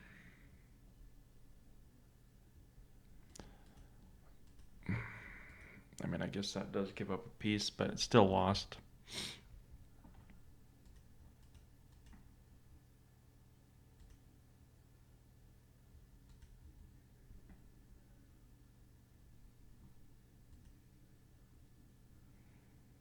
Yeah, I mean, this is pretty hopeless. I'm just going to resign this one. All right. Not my best, not my most shining hour. You know, I'm going to play the fianchetto in this, what is it, the center pawn game? Oh, there's another name for it. Oh, the Scandinavian, that's what it is. I should know that. Do I feel I'd make more tactile errors? No, it's not that. It's just it's more the 1600 or whatever, you know, lower rated players, whatever level you are. They just kind of make more random moves. And so you just, I don't know, I guess you get more confused. Like when I play somebody who's my level, like 2200 or 2000, whatever, they kind of play within a set parameter. Whereas, you know, 1600 players, they'll just kind of play random stuff. And then you're like, okay, well, you don't see that pattern or whatever as much. Yeah, I'm not sure exactly. What is this guy doing?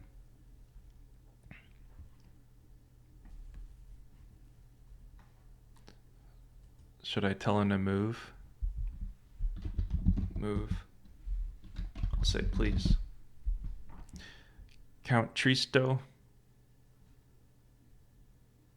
I would just resign it, but it's a rated game. Not that I really care, but come on, guy.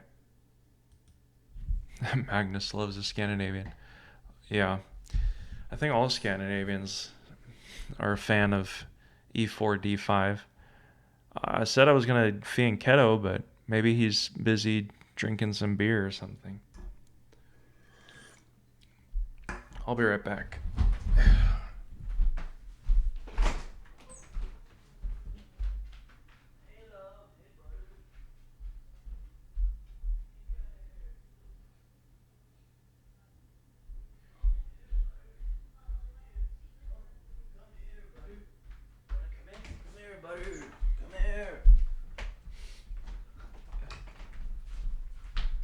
Now my dog wants to hang out.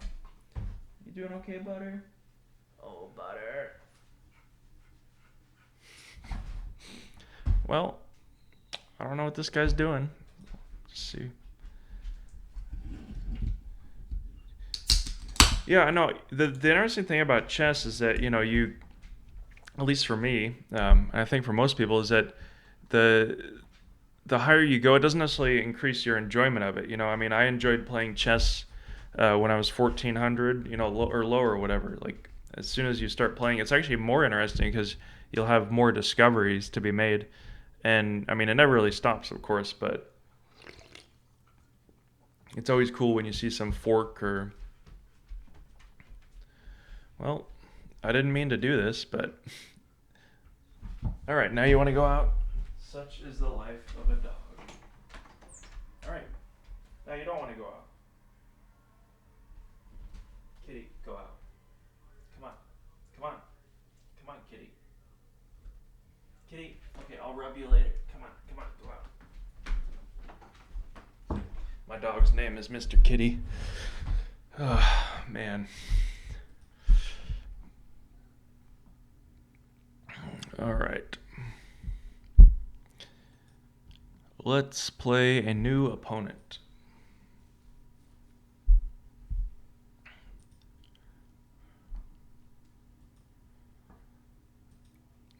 (1901).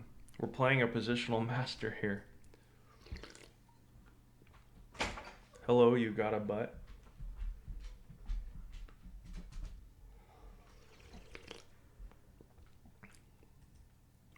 What is going on in the chat? Hello, you gonna but let's fun? Okay, I gotta close the door. All right. Should I go here? Duh. Wow. It's not very nice. You gonna win, I meant? Oh, okay. I guess I'm gonna win.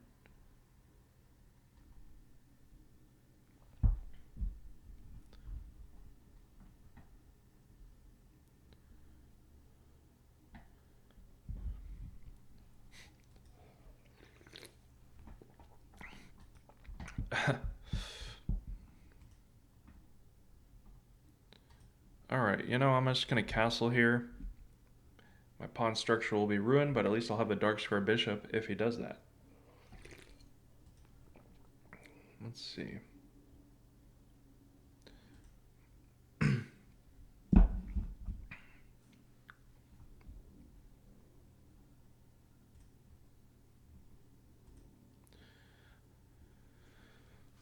I don't know, I want to chase this guy back.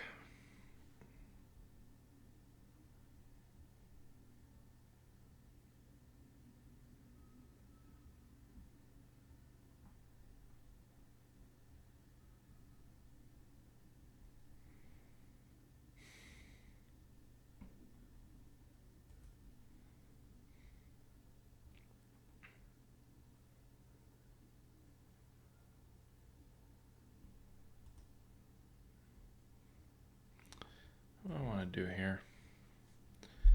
I'm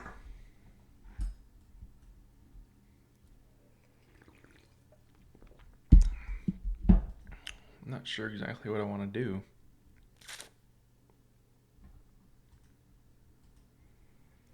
Huh. So I'll get my queen out.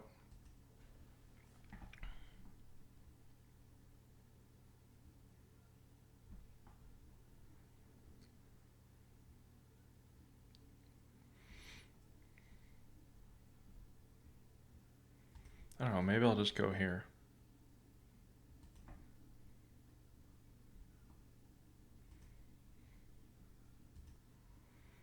Just attack on the queen side. Also permitting knight to c5.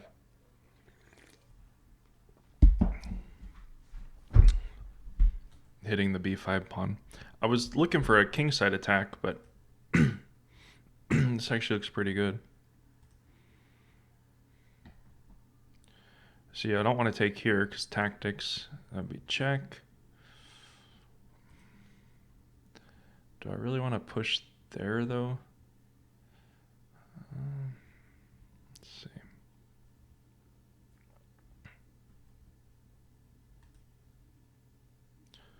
Not sure what I want to do. Maybe I'll just go there anyway.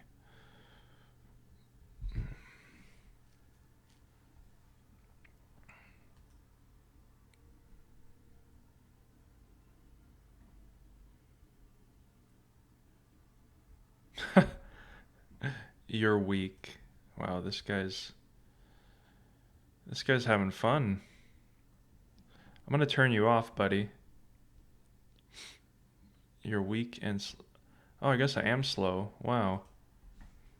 This guy is very annoying. Alright, now I really want to beat him. I don't know if I have enough time though.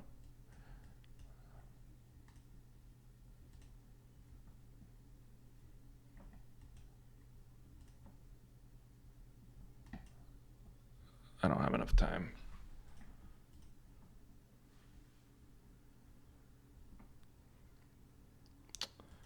Well, that's annoying.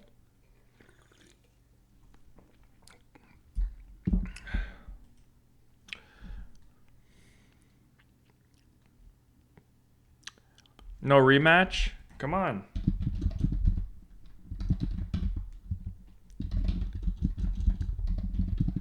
Thought he was going to teach me a lesson. Next.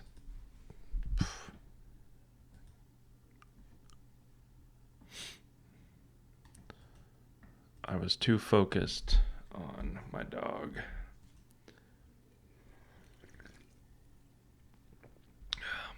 Those kind of people get me.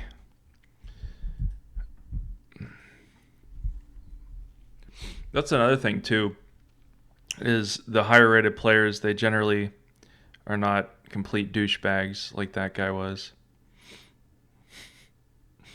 They just start messaging.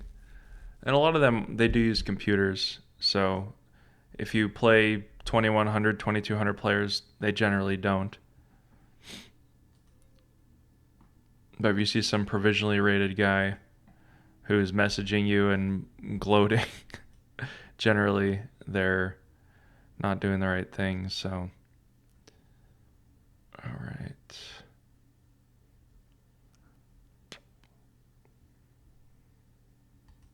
Let's do this. Go for a sack.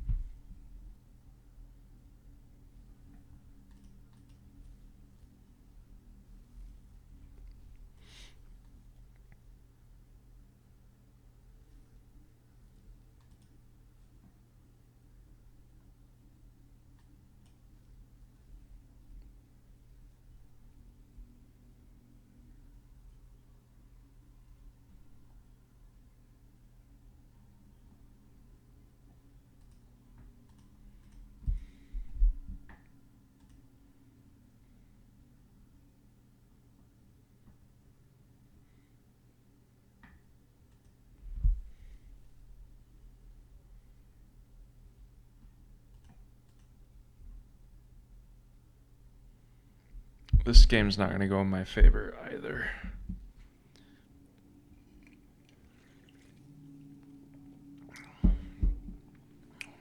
Let's see.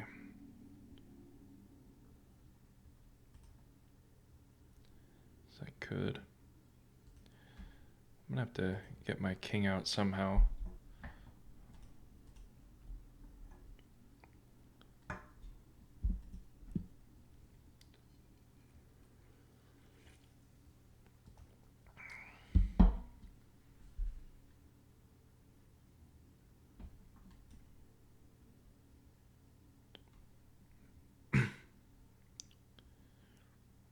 I don't know, maybe I'll do a Hail Mary in this game.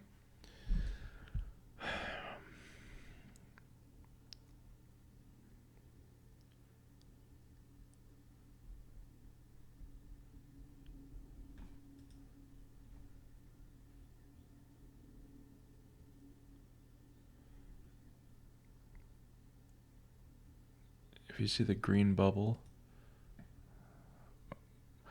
Oh, you mean this green bubble? Oh, okay, that's good to know.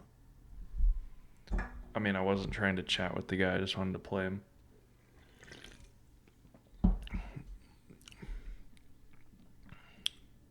Alright, let's see.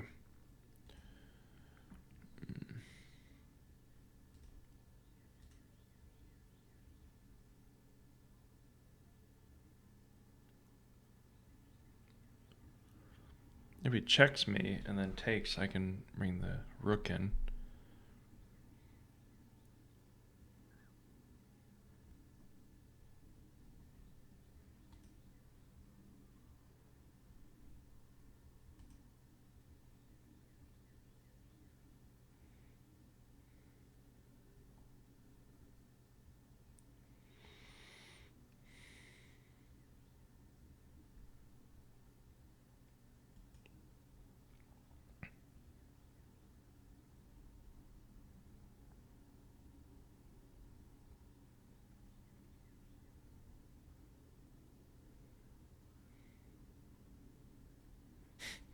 Trying to trick him at this point.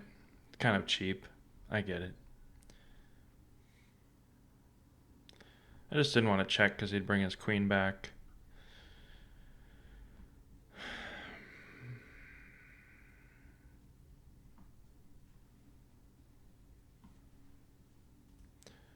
Alright.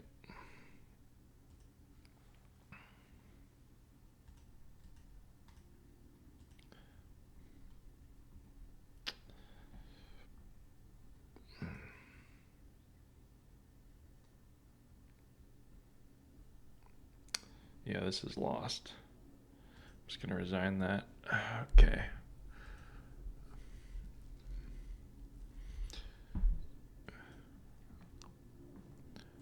Yeah, I kind of gave that one up with the sacrifice. Just wanted to see it. I don't know. I've been playing a lot more speculative sacrifices lately just to, spice up the games. Of course, you win some, you lose some, so. I think in that game, though, I should have developed a little more, but I only had so much time to take, and then, All right.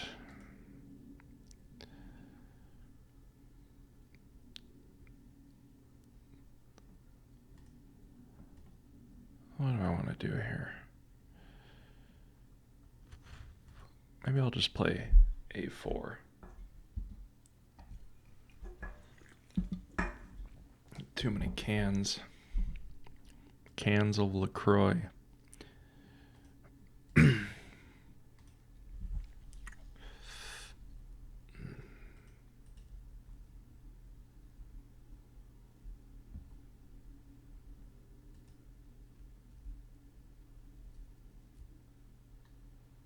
Hmm.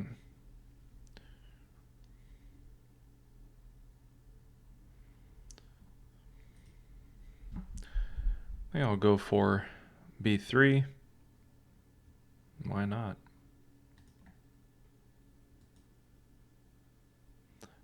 Really want to keep that dark square bishop.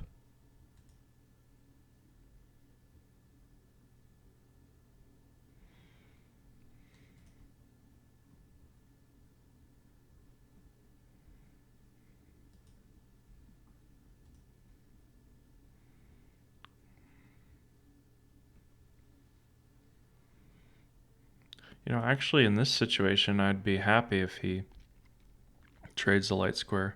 So I'm going to play rook just out of the way. I should have played rook to a2 actually.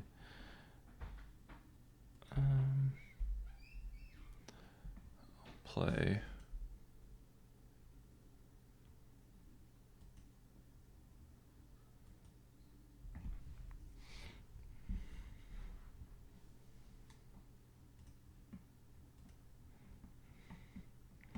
next f4. If he wants to trade light square bishops, I'd be happy to, because then I can play knight to e3, knight to f5. Okay, let's see here.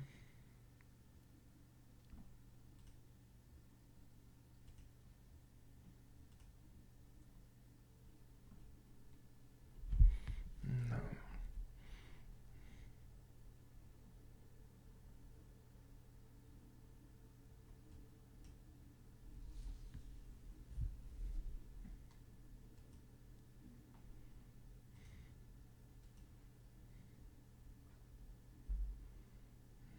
Doesn't really stop anything. Actually just gave me more time to prepare my position, maybe to attack his king. We'll see. I could play something like h4. Let's see. I'm going to go for a trade anyway.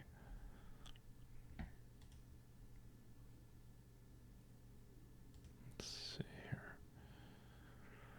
here. Well, that doesn't really work. Now I can pin it.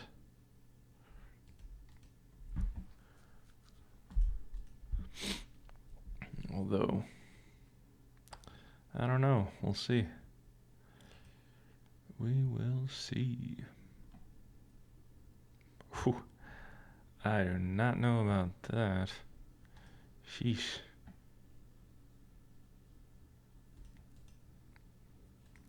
Takes. Kind of leaves him open. And I can always bring that bishop in and check.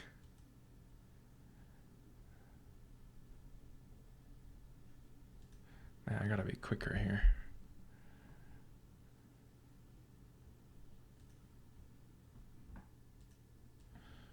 Oh, damn it. Well, that was not the plan. I was trying to bring the bishop in there, but we'll see.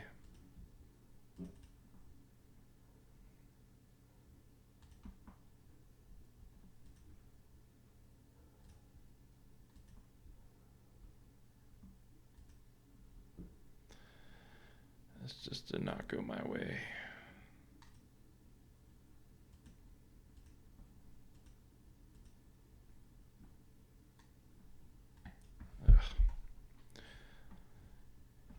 Yeah, I was trying to, let's see. I don't know. Let's see how it says here. Not too bad, I guess. I was trying to play here. No, he could have brought his queen in. Obviously, that's losing.